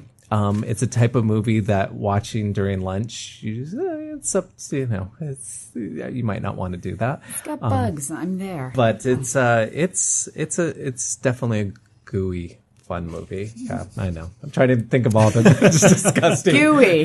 Sticky. Alrighty. Well, why don't we dive into it? We have a lot of people that chimed in when they found out you were going to come on. So let's dive into some of these questions. Yeah. Right off the bat, Kyle Forson wants to know if you had the chance to redo a previous release with a little more time, money, or luck, what would it be? Oh, Cliff, you take that one first. Let's I gotta go think about that. Tell us the regrets. And time is a big factor. Totally, because totally. You are aiming to hit a release date. Yep. Yeah, I mean, it's really hard. I mean, there are some titles that, now I think I would have, it's a lot cheaper now to do 2K scans and 4K scans. So, to go back and maybe do something like They Live or The Howling or, we did a new Transfer of the Fog, so that wouldn't be one. But Just in 4 years, the cost difference on a 2K scan, is that Sure, right? yeah. Wow. Yeah. So yeah, I think I don't think it would be mostly about extra features. I think it would come down to which ones I'd like to retransfer. Halloween 2, Halloween 3. That's a really good question. We often get the question of how do you decide what are collector's editions, and our statement has always been, well, how popular is the title to a fan base? Is it pretty rabid? Is it mega popular? That's usually number one. Number two is what are the amount of extras we can do with it? And we usually go from there.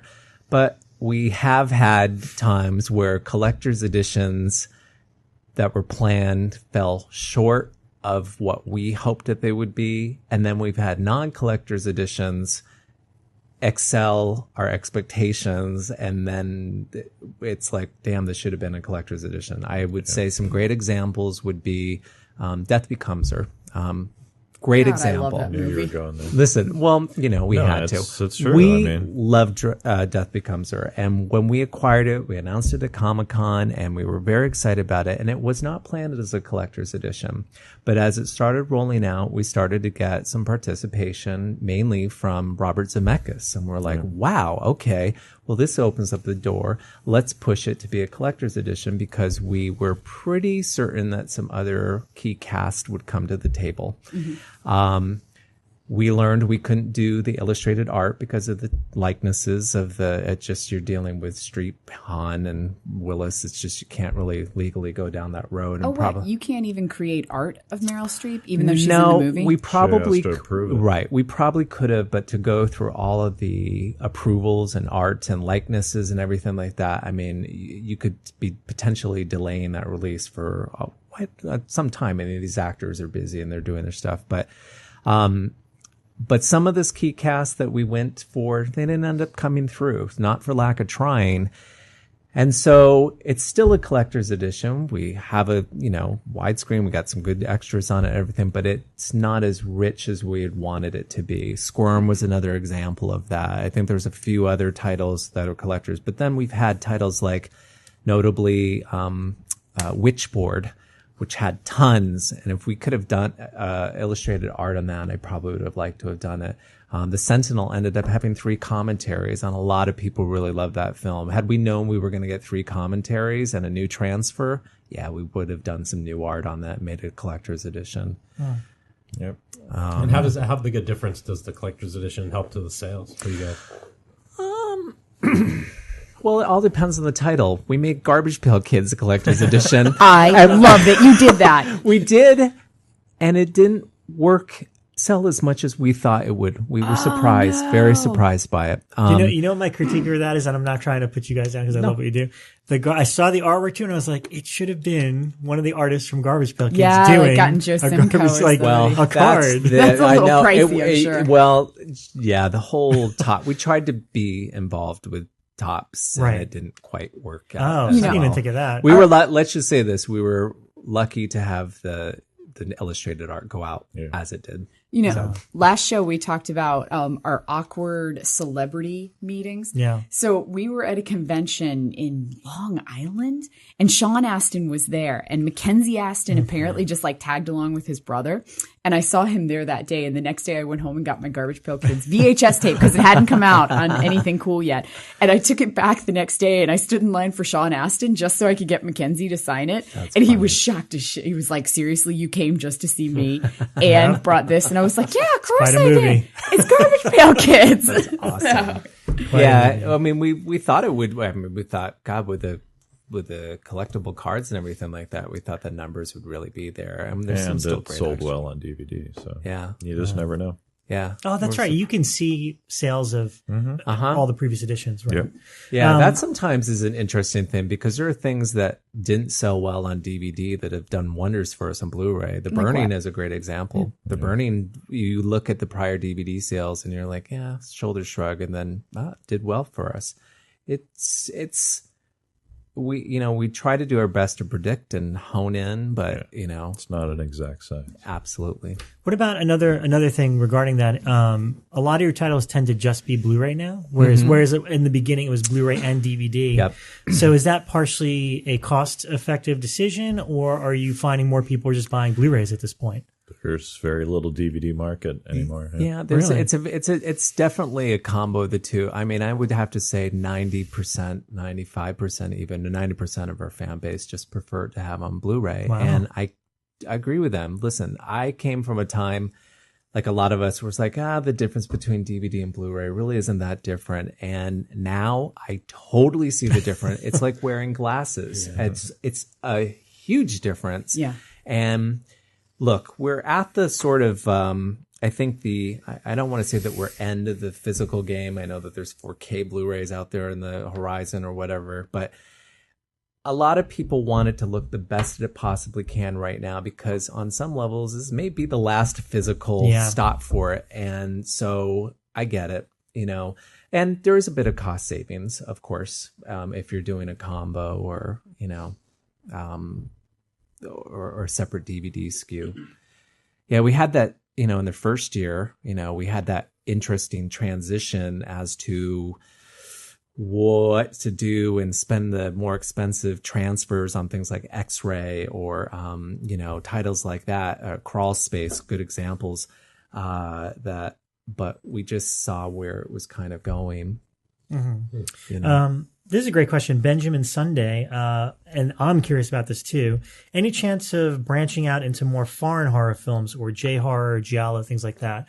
I always bring up, I'm amazed that nobody has done any of like the original Ring movies or The Grudge, like Ju-on. Because they're stuck at DreamWorks. See, that was my theory. That's it. Mm-hmm. So, and is DreamWorks just one of the companies that's kind of difficult to license from, or? Their live action films are through Disney, so yeah, not an easy place to get into. Wow. Or even on the international Asian market, some of the ones that Tartan Asian Extreme put out in like the mid 2000s, there are some amazing titles in there. Have you guys ever started venturing into the international markets any, or is it just not cost effective? No, it's more that the sales just aren't there. Mm-hmm. I mean, Ju-on would be great to release, but it's at Lionsgate, so. It ain't going anywhere. And we just had some recent, we had Takashi Miike's Over Your Dead Body that we put out earlier in the year. It just didn't sell. Mm-hmm. I mean, I know that's really sad. It's not a knock on J-horror, but we've had a couple of, I think the last one that we did was somewhat successful before the Scream line was Audition. Yeah. But again, we're talking that was 2009, somewhere around there. And that's not on Blu-ray, right? It is on Blu-ray. Cliff was one of the first people to put it on Blu-ray. So, as far we sold another unit. We get a lot of international titles from the IFC Midnight Library. Mm-hmm. We have Baskin, that's really hardcore. Oh, you guys are putting that one out. I saw that. That's we're putting that out. And that's in August, and I think that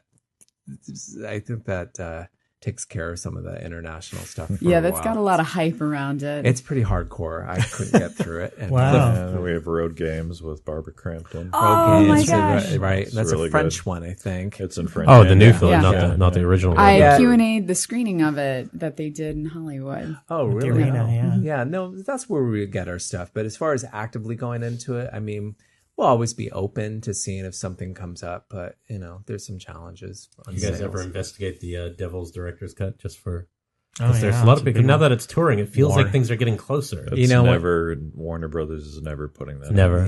I mean, if Warner Brothers puts it out, it'll be on their own. It'll Criterion or something like Yeah. that. I know that they're sublicensing.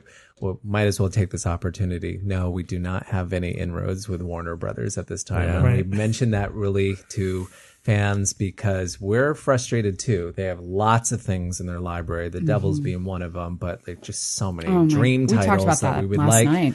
And, we've tried. So We'll are they continue just to. holding them all for the Warner Archive, or are they just kind of holding them all? Who knows? Who knows? I will say there's a Japanese film called Infection that is just dastardly in need of a Blu-ray release. So keep it on your radar, guys. Okay. You need it. All right. You need it. Well, on that, on the Warner Brothers kick, somebody had asked, Matt Ray had asked about if there were any updates regarding the Lionsgate library, but I think this is a good time to just rattle through the companies that you're working with now and who still is off limits. I guess that would be the easiest thing to do. Yeah, it's easier to say who we're not going to be doing. Yeah. Yeah, that's even better. Lionsgate, we're hearing rumors that they're going to, put out some of their stuff this year. Okay. We saw some threads on some forums recently that they were going to start dipping into that arena. We've talked to them before. But they're not it's interested. Not what they're interested And in again, doing. so frustrating because there's lots of titles there, or Waxworks and blah blah blah. But the thing that people don't understand is for a studio to license you titles, they have to go through and make sure everything is clear, the music's clear, the actors have signed off. They have to go and they have to find all the contracts. Yeah. And if they don't have contracts, for instance, Lionsgate bought a lot of libraries. If they don't have contracts for the titles, they're not going to do a deal for it because they're not going to open themselves up for a lawsuit. Yeah. So, a lot of movies are going to be stuck in limbo for things like that. And the fans, I know, they don't understand, but nobody wants to get into a litigious situation. Right. So, people aren't going to go there. And there are certain titles from even studios we work with that, if there isn't paperwork there, that they're not gonna sign the title to us. Wow. Is that where the Hitcher is? Somewhere out there on the universe? Hitchers with Pictures with HBO. HBO, which is through Warner, and Probably again, just the not going anywhere. Changeling is there. I mean, I might as well just list off the titles that we know that people want. Things like The Keep, that's still with Paramount. We cannot get to Blood Beach. We have no idea who has that one. We get requests for I think it. that's exactly where it should be. Yeah, I No think it one needs to knows. stay there. It's a fun movie. We get requests for it. It's probably The the most sheriff popular. in it That is cover would amazing. sell anyway. Yeah, it's ridiculous. We are still, we can't get Alligator at this time. We're that one is so in need of a Blu-ray. I know. That's Lionsgate still, right? At this point, it is. What's the most requested thing you guys get that you just can't do? Where you're It's like, just like, they're saying this one I would say again. Fright Night Part 2. yes. Fright Night Part 2. I take full responsibility for saying it's better than the first. And someone said I love that film. I mean, I doubt they would know for sure, but someone said, but Fright Night 2 is now with the producer or something. Has Yeah. anything changed with the rights to that? Or no? No. No. Okay. What is the right issue? Just so people who don't know anything about it, what is the issue with that film? Because it's never even had a good DVD. It's in a library that nobody is claiming ownership of it. Yeah. So And that happens with a lot of films, right? Where, and I remember this at least being the story for like Fade to Black, which is one that I remember recommending to you guys years ago, where Night. like I've talked three to different that. people think that somebody else owns it, so therefore no one's going to touch it. Yeah. I mean, I know who owns Fade to Black. He just won't return my email. It's the same as Hell Night, right? No. Oh. Different? Wow. Yeah. Okay. Wow. The one I wanted, so we talked about our most coveted titles that we'd most want to see in Blu-ray in general. And my number one still, I think, is Martin by George Romero. But I've never heard why that wouldn't be available. That seems like kind of a no-brainer title. Any idea? Yeah, the producer owns the rights to it. And he's just never been interested in putting it out? Or you don't know? This is the same guy that did Dawn of the Dead as well, correct? The early Romero Yeah. movies. Correct. A lot of these, again, a lot of titles, especially the independent ones, can get a little mired up in, lots of things from just one's personal stake to legal stuff to, just it can be It is sometimes because people people- overvalue what they Well, think they could get from releasing. people pass away and nobody knows who really owns it, or But keep in mind, with all the titles that we just mentioned, I just want to say never say never. Because, look, we didn't think we could get some of the titles that we have put out over the years. Nightbreed, like all these kind of stuff too. We've had titles this year that are like, wow, I didn't see that one coming. Or fans would be like, I didn't see that one. So, I have no problem being told no. So, I don't give up, and I will continue to go after the titles until I get a yes. So. Cliff is very persistent on that. I definitely give you credit So- on that. so So we what- will continue to try on all those titles. Yeah. Oh no, if we ever see openings, sometimes rights expire, even if they're with the studio, and then sometimes Morgan Creek's The Crush and Bad Moon is a great example of that. Bad Moon is a movie I think they that people were are going to with have fun Warner with. Brothers, I always and When it loved finally comes the out. werewolves in Bad Moon are Yeah, they're good. awesome. yeah. I mean, so those those were always with Warner Brothers, and so they came up, they came available, and we got them. So. That model that Twilight Time uses, where it's only say, was it 1,000 units, very small amount. Have there been any titles that you guys that would benefit you guys doing that kind of a distribution model on? It's interesting you say that because there are some titles that will be coming out later on in the year that we will be looking at doing an experiment, sort of a Shout Factory, Scream Factory exclusive, sort of onto our site. These would be titles that we have. That we've had in our library that have existing HD masters. So we are not doing any new transfers or extras, and we're going to put them out on Blu-ray, and we will sort of tell the fans, like, look, if there's a good response to this, there may be more on the way. Cool. So you can look forward to seeing those kind of pop up, sort of an announcement in maybe late June, July. Yeah, there'll be about 5 titles. I've got tons still.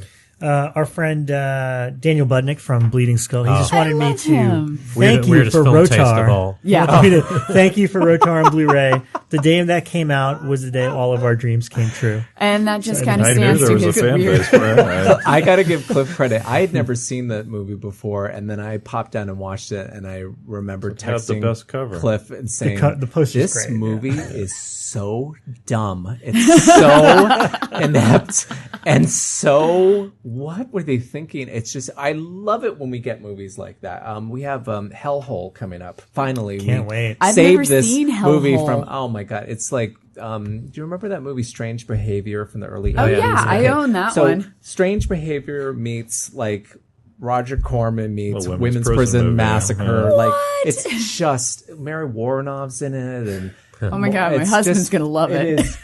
It's insane. But like back to Rodar and like Ninja 3 and Women's Prison Massacre, we've had Troll 2. We've had some great, just so bad they're good movies, and I love those. It's find them. So I thank Cliff a lot for catching some of these, but Rotor in particular, because they're just it's pretty berserk. Yeah.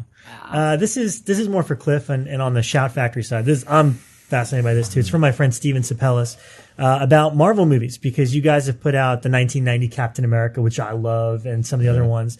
Any chance of going after things like the obscure Doctor Strange TV movie, 70s Spider-Man show? And was it true that you tried for the Corman Fantastic Four at some point? No, the Corman Fantastic Four will never come out. I mean, people can dream all they want, but that's never coming out. And why is that? Is it an elements issue? From what I understand, is when Corman did the deal to produce that movie, Constantine Films had the rights to buy back the film if they were able to sell the rights to a studio. So when they were able to sell the rights to Fox, the movie just goes away. It's gone. Really? Weird. Yeah. That's so fascinating. Yeah. There's a great documentary about the making of that movie. So we'll see if that story is true in the documentary. But what about some of the other like Marvel stuff? Or is at this point it's because I don't know who owns a lot of those, like the Spider-Man TV show or the Doctor Strange TV movie. I don't think Fox is ever going to let that go. So I wouldn't, unless they do it. I wouldn't see anybody else doing it. Okay. And Jeff, there were several questions regarding the upcoming Jeepers Creepers releases, which I know is not an easy subject to tackle. No. But do you want to address some of the controversies that you guys have gotten just in terms of putting those out? Well, before we did this podcast, I kind of figured that this question would come up, and there was sort of a question in my head of whether or not we would say anything about it, because it is a tricky, controversial kind of subject matter. But I'm going to do my best here to address it diplomatically and with sensitivity. Okay. So we acquired these films, Jeepers Creepers 1 and 2, from a business standpoint. We've put out so many horror titles, as you know, big ones, and Jeepers Creepers 1 and 2, just on paper, and the DVD sales looked attractive enough to warrant collector's editions. They both made $50 million at the box office. Their DVD sales were pretty huge. And although they had been on Blu-ray before, those numbers did pretty well. So we thought, let's entertain this.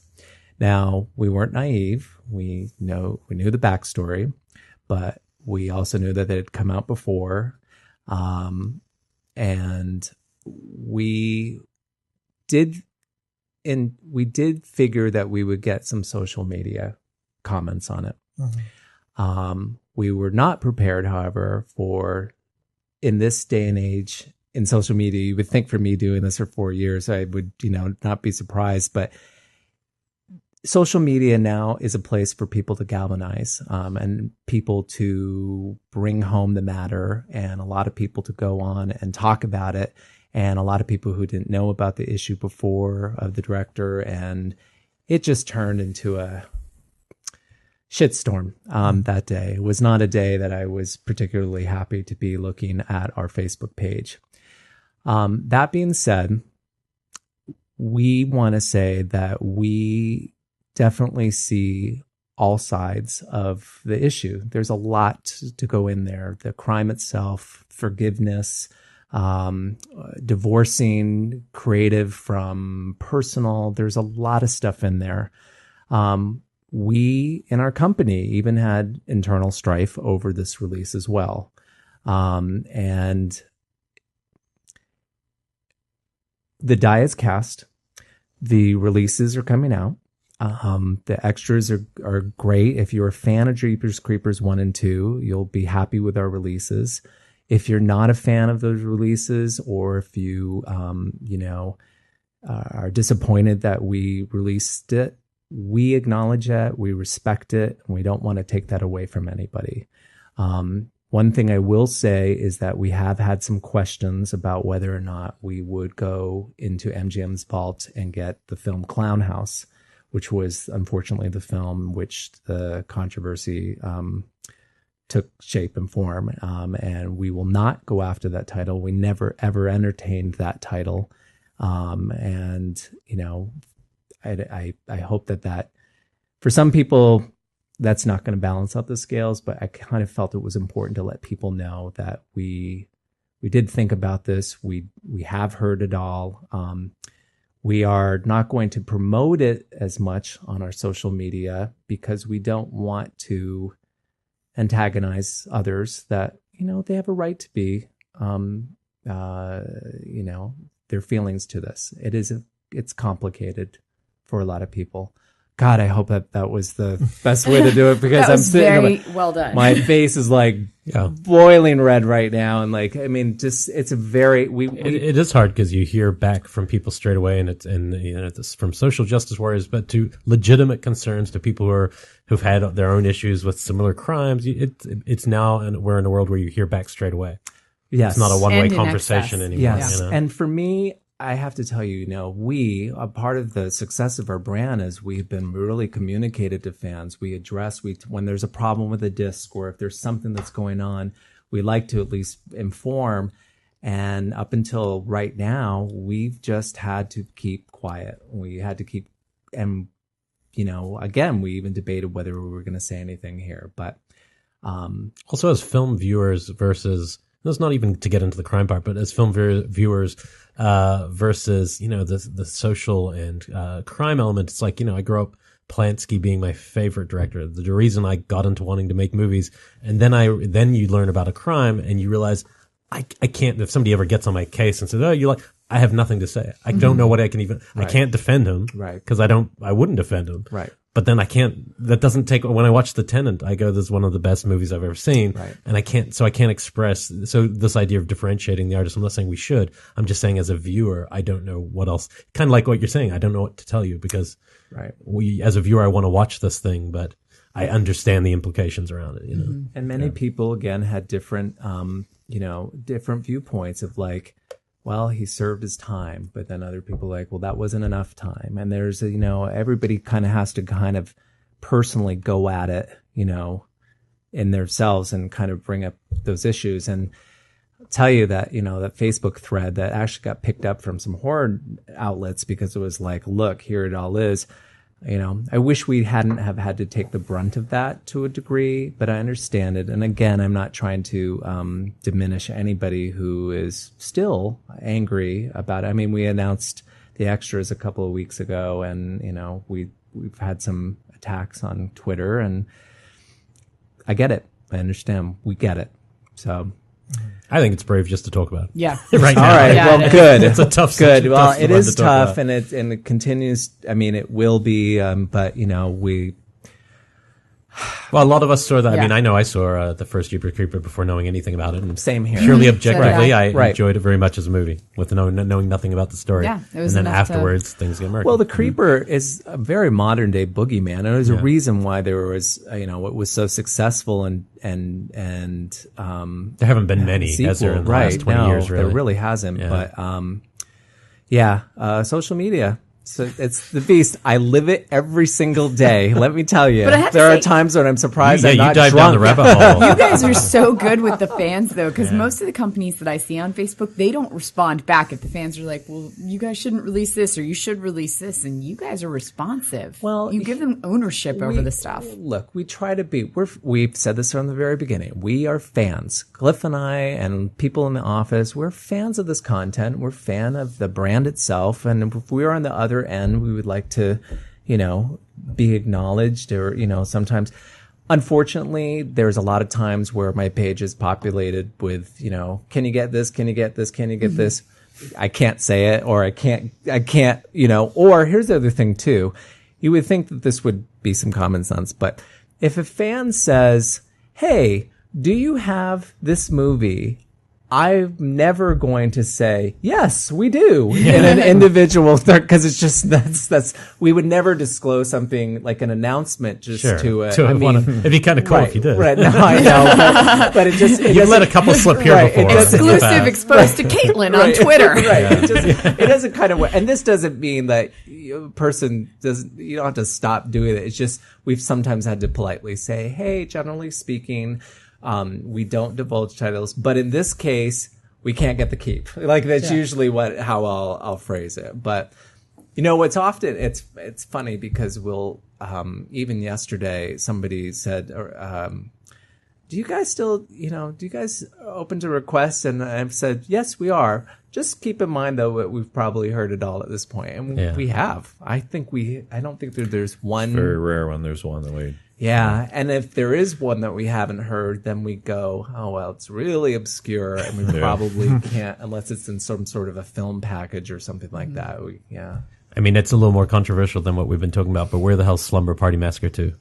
Yeah, I mean, guys. seriously, guys, you put out one, safe choice, bold move, guys. Part 2, Nobody bought number 1, so. It's 'cause Cliff. it didn't Well, I have wouldn't the- say Cliff, nobody, it doesn't have, but it doesn't have the singing. rock and roll killer, guys. I mean, that's what We sells know. it. Yeah, And I'll tell you why, because the part 2, you'll have the greatest extra of all time. You'll have an interview with the guy who's playing the rock star, who is his parents owned Little Caesars Pizzas and the Detroit Red Wings, and he's like now the head of that board that runs that entire thing. I'm like, there's an interview. The guy played a slasher. He's now, the kind of person that won't interview. don't think small, Cliff. Before I delve into some of the future titles, somebody would asked about Shout Select, which I'm just kind of getting wind about. Can you talk a little bit about that? Because that's more not necessarily horror titles, but No, I mean, Shout Select is a new brand for Shout Factory that was basically born out of the success of Scream Factory. The other people in marketing and sales have seen what we have done as a brand in the 4 years. They've also acknowledged, as I do too, that even with their lower performing titles, I often think, God, if this wasn't in the Scream Factory line, this would be half as bad, And so they do see the value of, when you put things in a collection. Look, we as fans, we cherry pick, but there's a lot of collectors who are like, I want everything in this series. And so they may be open to a title that they wouldn't normally take I mean, think of all the titles in our brand right now. People are like, oh, I've never heard of Nightmares. I've never heard of, this movie. The Outing. What was it? You had that box set of The two of them. Outing, I'd or never the heard of. Godsend, like all Yeah, these Godsend. things. Like, it's just kind of like they'll take their chance. So, yes. So they're going to, they're rolling out with, I think they have already mentioned Bill and Ted is coming. I didn't know that. Midnight Bill Run. and Ted, Midnight Run. That's a great one. Roadhouse? Is that somebody Roadhouse mentioned is that? in that. Roadhouse. Roadhouse. Yeah, so I love look that. Look how excited. Is there, Well, is there a our separate son's Facebook? named Dalton. So your excitement right now is exactly what the hope is for this line, is that they'll acquire those kind of, Buckaroo Banzai was a great example of like, that was a Scream title at one point, and then this brand evolved and then it went into there and it made more sense. It's not, we have horror and sci-fi, but that's a different kind of sci-fi movie. Yeah. It's more of a comedy bent or whatever. So, Is there a fingers separate crossed, it's Facebook exciting. page? Because Uh-huh, I there gotta is. keep track of There these is. titles. There's a new one. They don't have a Twitter at this point, but they do have a Facebook Okay. page. And if you go to the shoutfactory.com site, there's an area where they'll eventually populate with more titles and more announces. I know that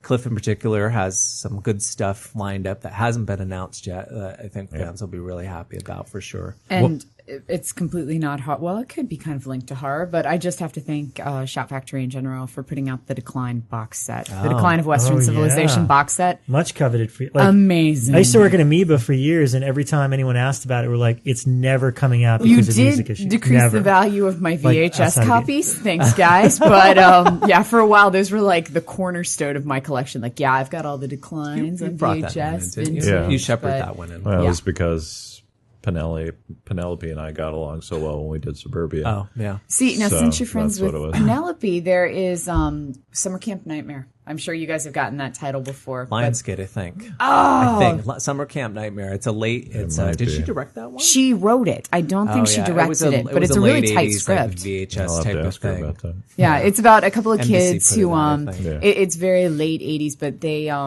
start rebelling against Yep. the counselors at a summer camp, and it becomes like pure anarchy, and then the kids reign. And yeah, she wrote the script, and it's total punk rock. It's funny because Sounds like her, yeah. I remember seeing that box when I was a kid, and I would read the back. And I'm like, this isn't Friday the 13th, and it was. I was like, there's no slasher in this. I don't care. Like, No, it's total like punk rock anarchy at a summer camp. It totally So, sounds yeah. fun now. It's like Lord of the Flies. And, yeah, it's Which awesome. Scream Factory title has the most unmoved units?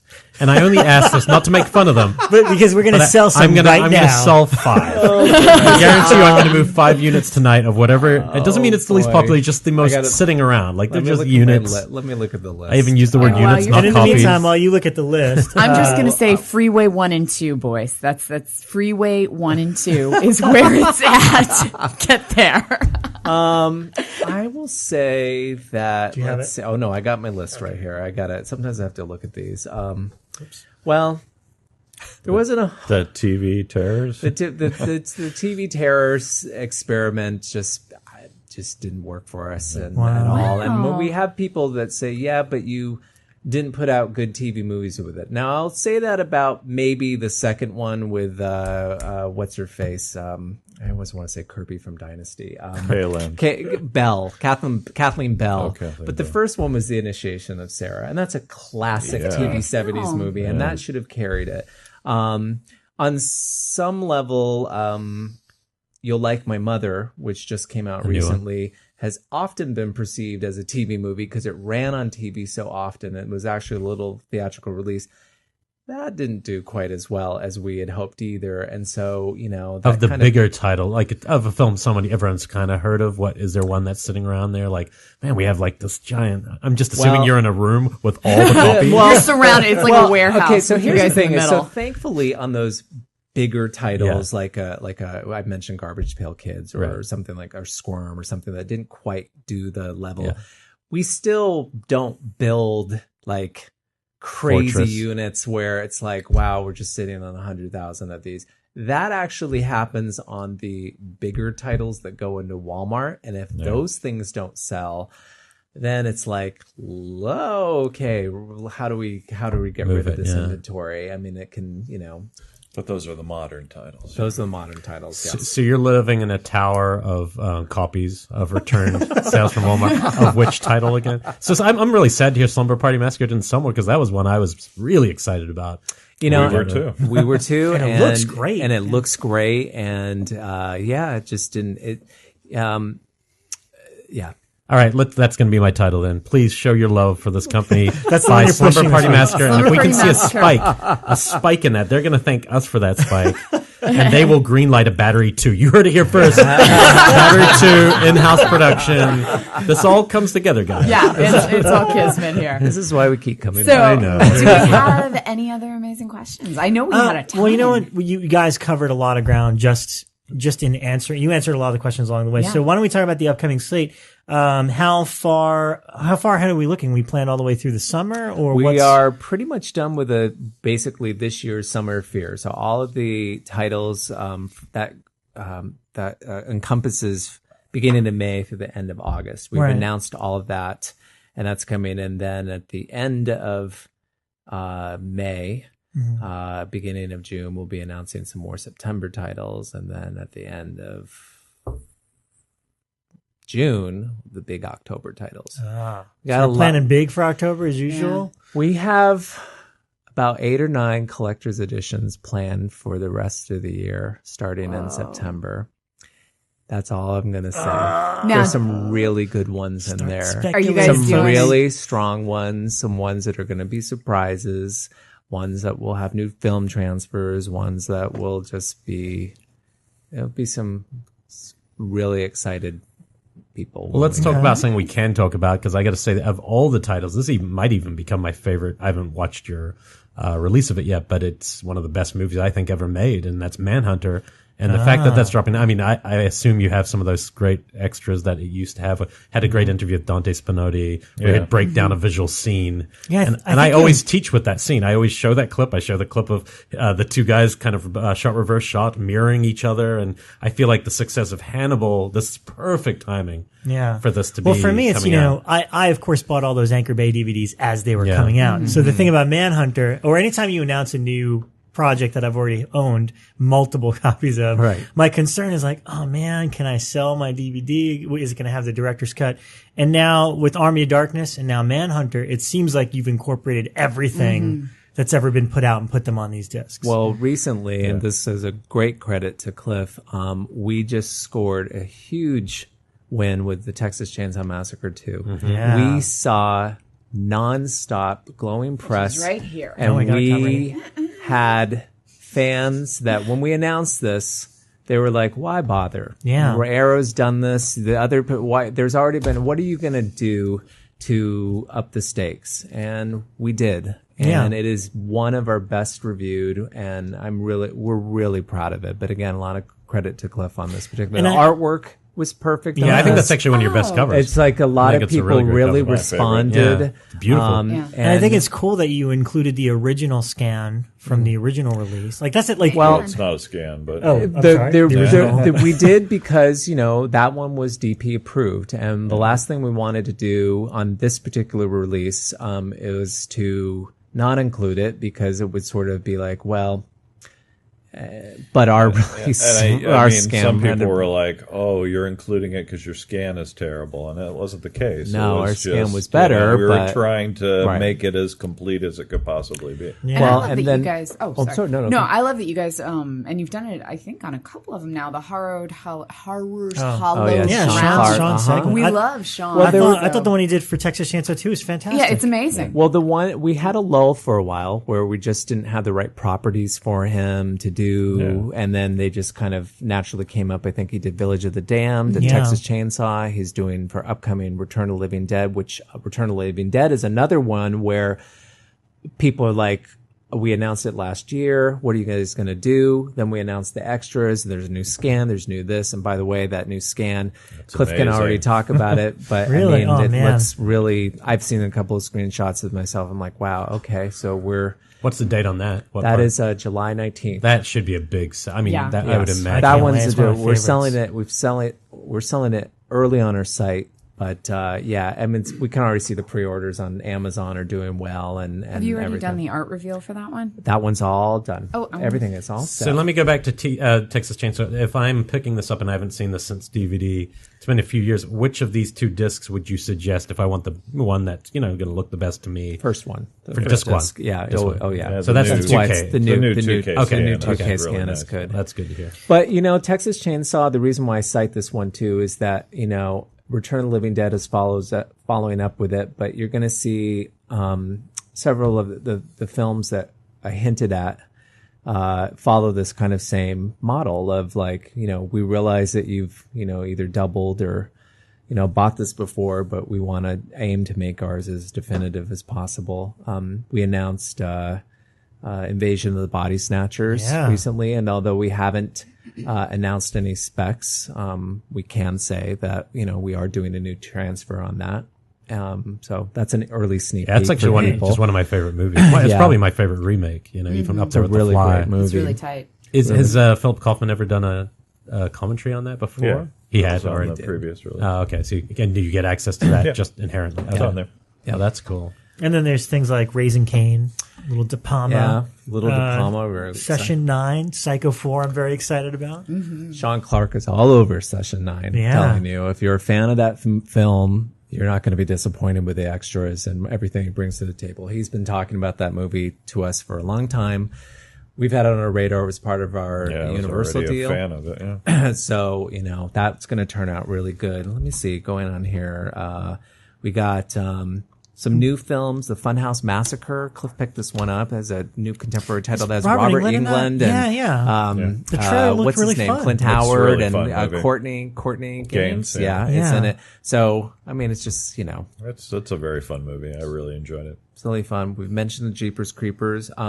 We dipped into, I mentioned Morgan Creek. We're trying our hat in the 90s thriller, The Crush, that kind of, Yeah, Oh, with that's one- Alicia. I love that film when I was- Yeah, just so, I mean, we got And Carrie Elways. Yeah. yeah, we did try to go for Alicia and Carrie, and they just didn't want to talk about it. We do have some extras. I got this on QuickDial. but Me and Alicia, I stood next to her once right. at a fairy fair. So Oh, yeah, I Yes. was there. I stood We were next to her. there And with I was you. tweeting as I'm standing next to her messages to the world about how excited I was. She still looked good. No, she was we were wearing, at the she looked a same- little more grunge hipster now, but Yeah, we were at the same fairy fair because we took our Very kids excited. to it together. And I remember walking past her, and my husband was like, "That was Alicia Silverstone." Yeah. I was like, "Yeah, yes, that she was." still has that upturned lip. I love it.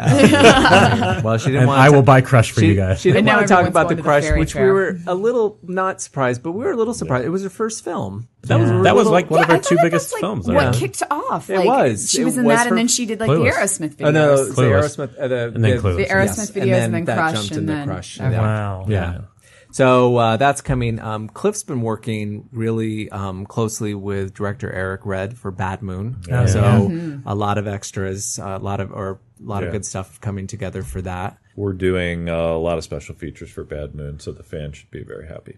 I'm excited. The werewolves in that were always so badass. I was really sad that the movie didn't get Thor. more. Yeah, I just saw. You know what? Believe it or not, I'd never seen the movie, and I watched it recently. I was cracking up, but it was the dog is such a central character that I was like, huh. And then just, it gets really berserk at the end, and there's a great scene with Mariel Hemingway. Sorry, spoiler for people, but she was like, "Get the fuck off my son!" I was like, "Whoa, whoa, whoa, whoa, whoa!" It was very. I was just A long time ago, before most people listening will ever remember, there was a show called Killer POV, which won a Ronda. It was a very long time ago. But on our werewolf episode, this is why I would bring it up now. I think it's my favorite werewolf attack in a movie is the opening sequence. Yeah, it's pretty, of Bad Moon. it's I think pretty it's so hardcore. savage and Yeah, like it ugly, is. and Yeah. for a long time people couldn't really see it. I think I saw it on VHS, so this would be reason enough to pick it up to me. It's such a cool It scene. is Yeah. a very hardcore opening. Yeah. Great effects, just interesting. Yeah. And then speaking of werewolves, we have, for the first time ever to home entertainment format. We love it when we can do these film. We did it with, Without Warning. We did it with, Blood and Lace. And we have The Boy Who Cried Werewolf, which was a 1972 werewolf film that's never been out before. Originally, this was supposed to be double featured, with, which Seven S's. Seven S's. Seven S's, yes. exactly. I asked that at trivia one night. sure How you many did. Oh, are you S's are serious? in That's a sus? great question. And it was originally theatrically ran as a double feature, but we were not able to double feature them together. But we're saving this one. So this is the type of film that I mentioned earlier. It's like we really need people to come in and buy these kind of these type of films too, because what is working are the collector's editions and the bigger films, and sort of what is not working are, well, the obscure films. I mean, and we want to continue to put them on, partly from we're fans, partly because we like preserving them, and but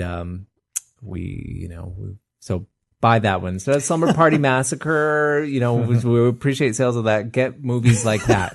Get movies like that and Hellhole. I was for one thrilled to see Sus by Hellhole. itself. What? Yeah. What? I was for one thrilled to see by itself. yeah. Right. Well, So- or I call it Seven or, S's. Yeah, like, Seven we've S's. taken some chances. Sunny Boy was another one. Oh, look at- what- Yeah, Sunny Boy was The so Guardian. I mean, weird. we've put out some wacky, Well, the Guardian's stuff like- Friedkin, so it's a little less, it's easier. But Sunny Boy is truly unique. Like Yeah. when I saw it before you guys put it out, a listener sent me a. Oh, like I a know, burned I disc. know.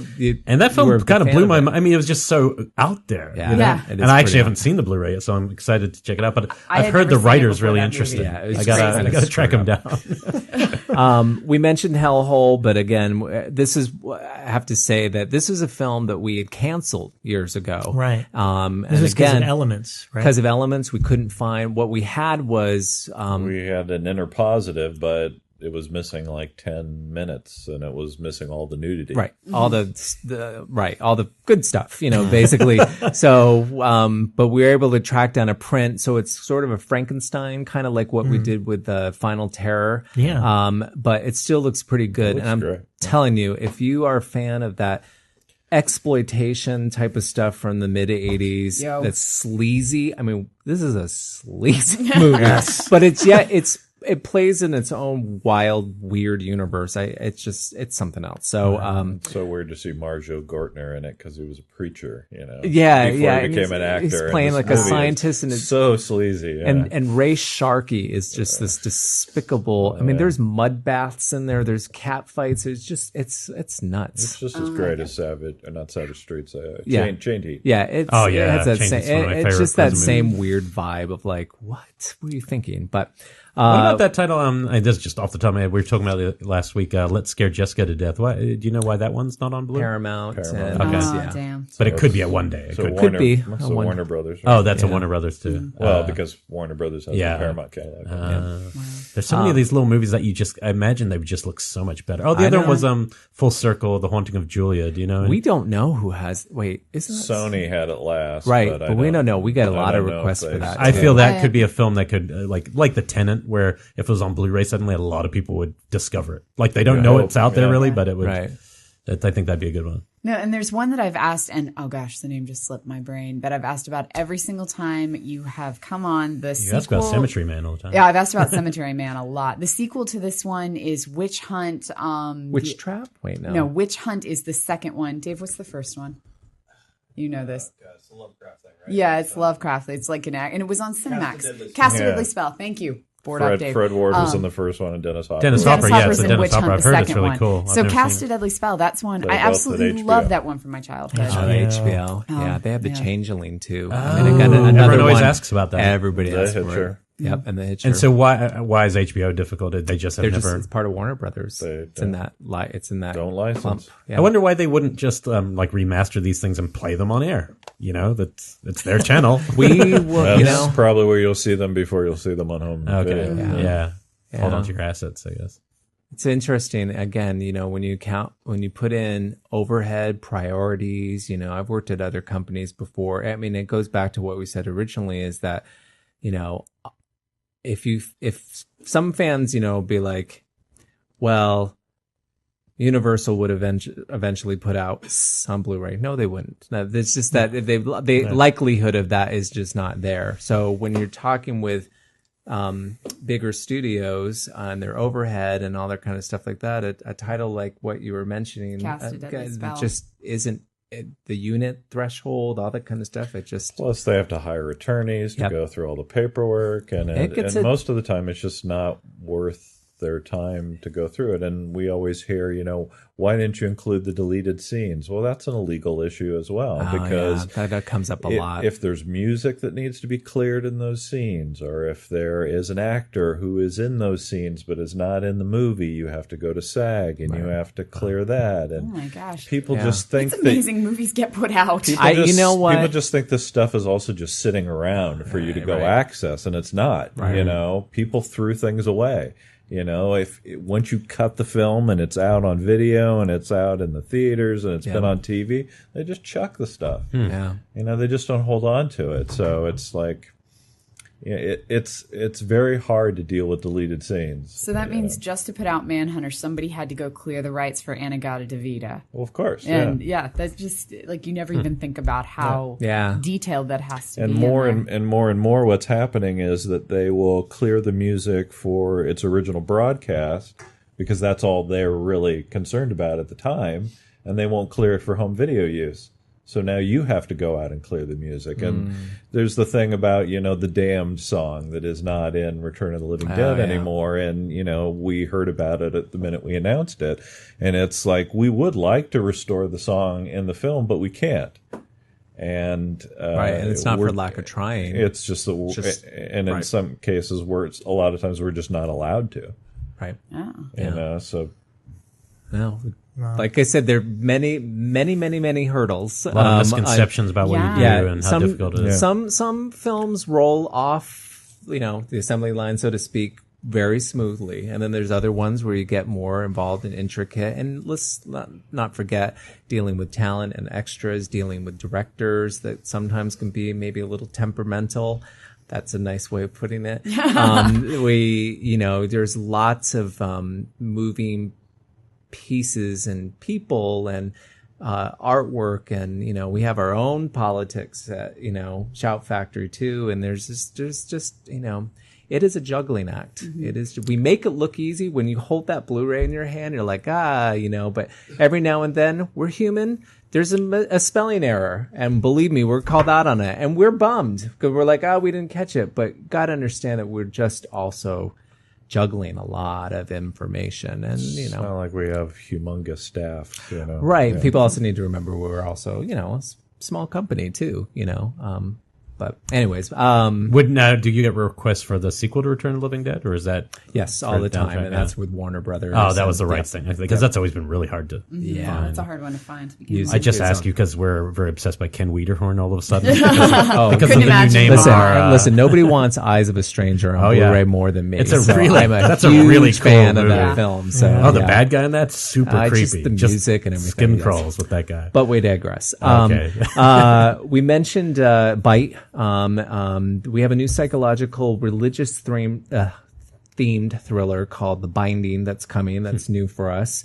We mentioned Invasion of the Body Snatchers. We touched on Raising Kane. We did have to delay that street date recently, but knock on wood for some good reasons. I'm anxious to see Raising Kane again. It scared me when I watched it, but I was really young seeing it, and I remember being really scared by John Lithgow. Great performance. He puts in a great performance in the film, fun. and I mean it's De Palma. I'm sorry, you just can't. I mean, batshit De Palma. Can't even go. It just full bonkers. It may not be Dressed to Kill or It's fun though. But I remember liking it a lot. It's fun. It's a film where I remember thinking De Palma is going back to his old Dressed to Kill type of films and sort of playing fun with some of the tricks that he did with that. But again, it's all about John Lithgow in that film. So that one is coming out. Let's see. We mentioned Baskin. We mentioned Session 9. Psycho 4.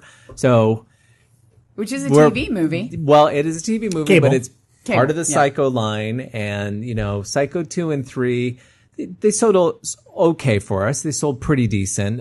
Again, that goes back to some collector's edition stuff where we couldn't do new art on it, or actually we did do new art and we had to can it. And some of the extras, they were good, but they weren't as bountiful as we had hoped for. We couldn't get like McTilly, for instance, or some of the stuff. But we did have enough.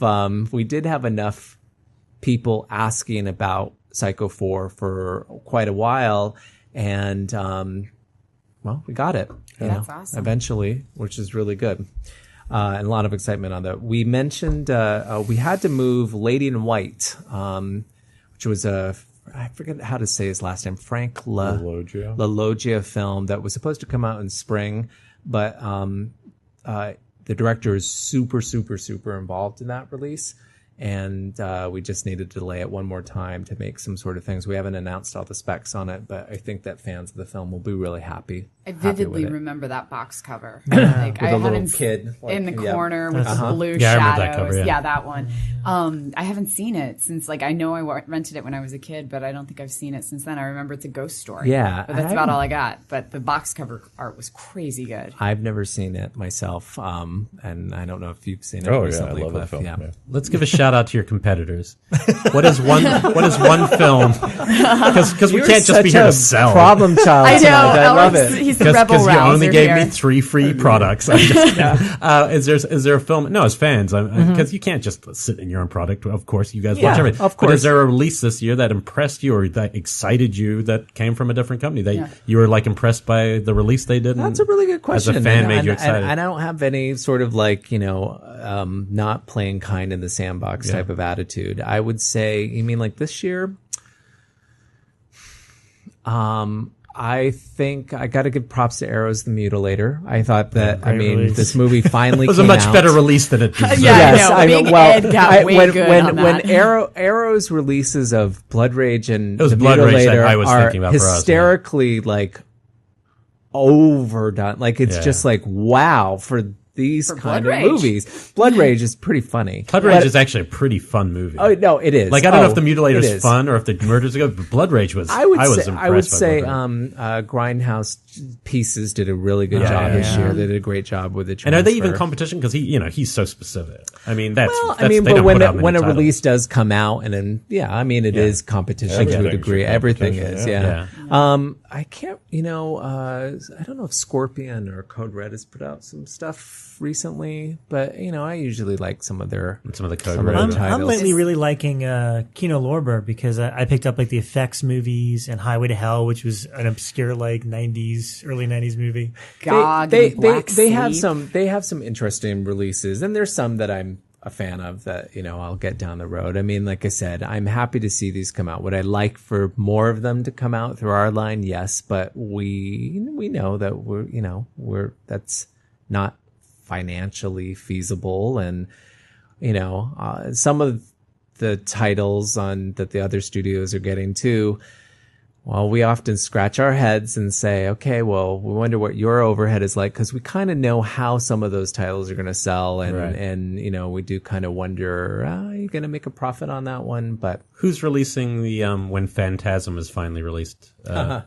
Does anyone know? I don't think Has anyone that- knows yet. Okay, no. They have 2. Yeah. Yeah, no, but that's why. Yeah, I mean, but I know J.J. But no, Abrams they- is doing the transfer, so I didn't know. They haven't now. So, Cliff, one title, something that you enjoyed watching this year that came from elsewhere, and no one. I can't really think of anything. Did you see Blood Rage? Had you seen it before? No, I haven't. You should check it out. It's a special movie. I mean, there are Special is definitely the word. There are titles from other studios that we would, give our right arm to, get. I mean, What's your one dream? Like the one that you've always wanted to release? Well, there are 3. It was the Sentinel. No, it was And the you got it. Sentinel. Yeah. Good job on that. I And just watched it. at too. all It was great. costs. Sentinel, yes. Seeing it So again. after the Sentinel, I thought, whatever. But if there were a few on my hand that I could be like, it would be Carrie. I mean, the original Carrie. It's part of. I mean, I often Cliff and I come from this together equally, but there are 3 films that shaped me as a horror fan, and that is The Fog, which we put out, Halloween, which we put out, and Carrie, which would be a dream to get. So, How did the heavens sequels do for that? Because you guys did the sequel on the sequels remake. didn't do anything for Wow. us. I But like the Rage the Carrie, original. There are fans of it that just did not work. So Carrie would be one. Alligator was just Yeah. is just a movie for me, and if Warner Brothers would just put Cruising on Blu-ray, because I'm sorry, that is about as that's a horror film. It's a slasher film at the end of the day. Well, it also deserves Blu-ray, because when I saw the DCP I mentioned on the show, I'd seen it on video, and it is just a different movie on DCP. It is so clean, and it looked so good, and the VHS is so muddy and dark, grainy. and I missed a lot of the details of the transference of the killer. But when I saw it again on the screen, I was like, this is a great movie, not just an okay kind of dirty weird movie. It's a really great movie. It's scary. It's the other thing too is that the DVD release was color timed differently from Friedkin for whatever reason, and I just recently saw it on the screen, and it's the original color timing would be nice to have. But that being said, those 3 titles, I'm so proud of what we've done. I often remember when I thanked Cliff personally for bringing Deadly Blessing, which was a film that was one our very first year, and it was like, oh my God, we saved this one, and I never would have dreamed that we would have had all of these guilty pleasures like Deadly Eyes and just all these other movies. Well, no one would have heard of some of these. No, I mean, obviously because of Craven they might have, but other films, Deadly Eyes, no one's watching Deadly Eyes without a re-release. No, this is true. What about you, Cliff? If there were like a few films that you dream. could just kind of get. I don't know. Oh, come on. The Keep is one of them. I love The Keep, I really wanted Suspiria, but Synapse got that. Are there any other Argentos that are up for grabs still, or are they all out now? No, I think they're all spoken. All the good for. ones. Cemetery Man. Where is that now? I have no idea. Okay. Yeah. And so when a title is out there in the void and no one knows, like no one can claim ownership, you just can't touch it just in case somebody comes out of the woodwork and sues. Yeah. Yeah. So it can just stay there indefinitely. Is there a certain term that it would expire? No. Not even 50 years or anything? Not if you own it. No, of course not. Yeah. If you own the copyright on it, Huh. But no one's coming forward for these things. It seems strange. Yeah.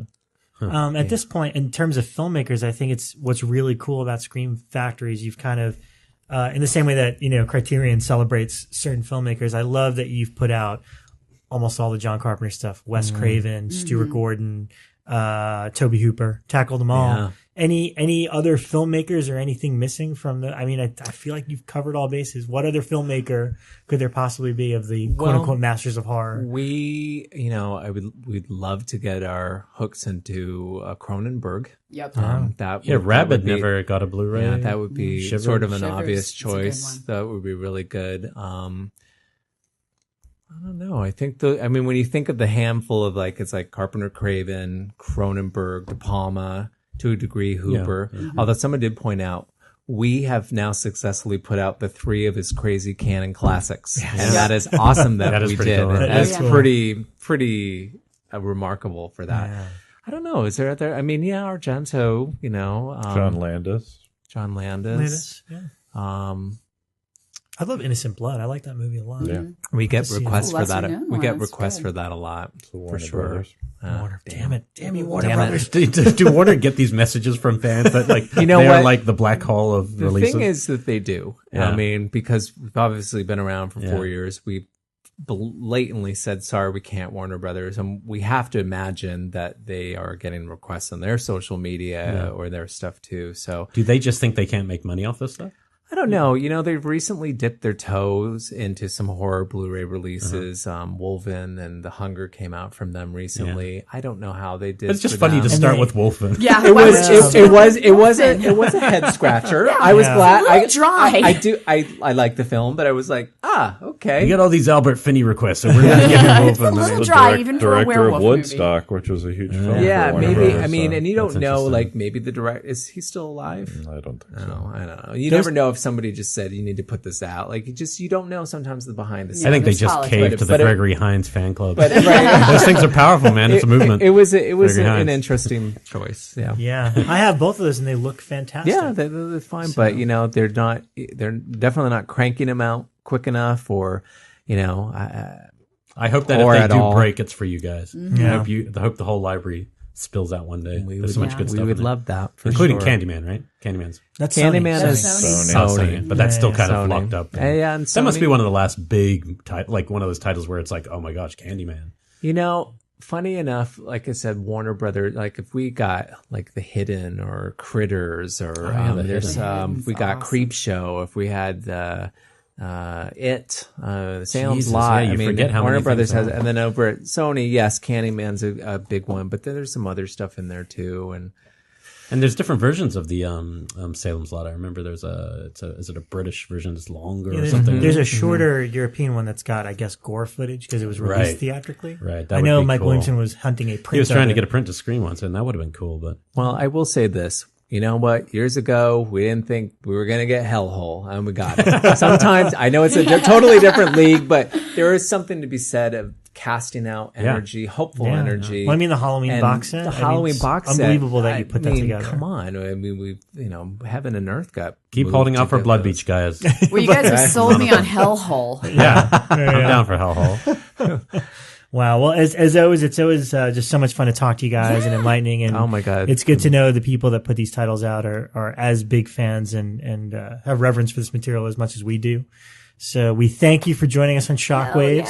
Oh my Thank God. you guys We are so honored to much. be your first guests. Yeah. We love what you guys do. We're so glad that, hold on. Can we mention Killer POV? Yeah. Okay. Of course. We're so glad that you guys got recognized recently with a Rondo Award and Yeah. that you got a lot of press, Entertainment Weekly and stuff like that because, it's just great to see, and all the type of guests that you've gotten on over Yeah. the years. And, we see it up and we're like, wow, we're in really good company. And not to toot our own horn, but I'm fairly certain that you guys at some point decided that Killer POV was the only podcast you do. Well, I will say Now this: Shockwaves. we have not done an interview for about a year, and we do that for a couple of reasons.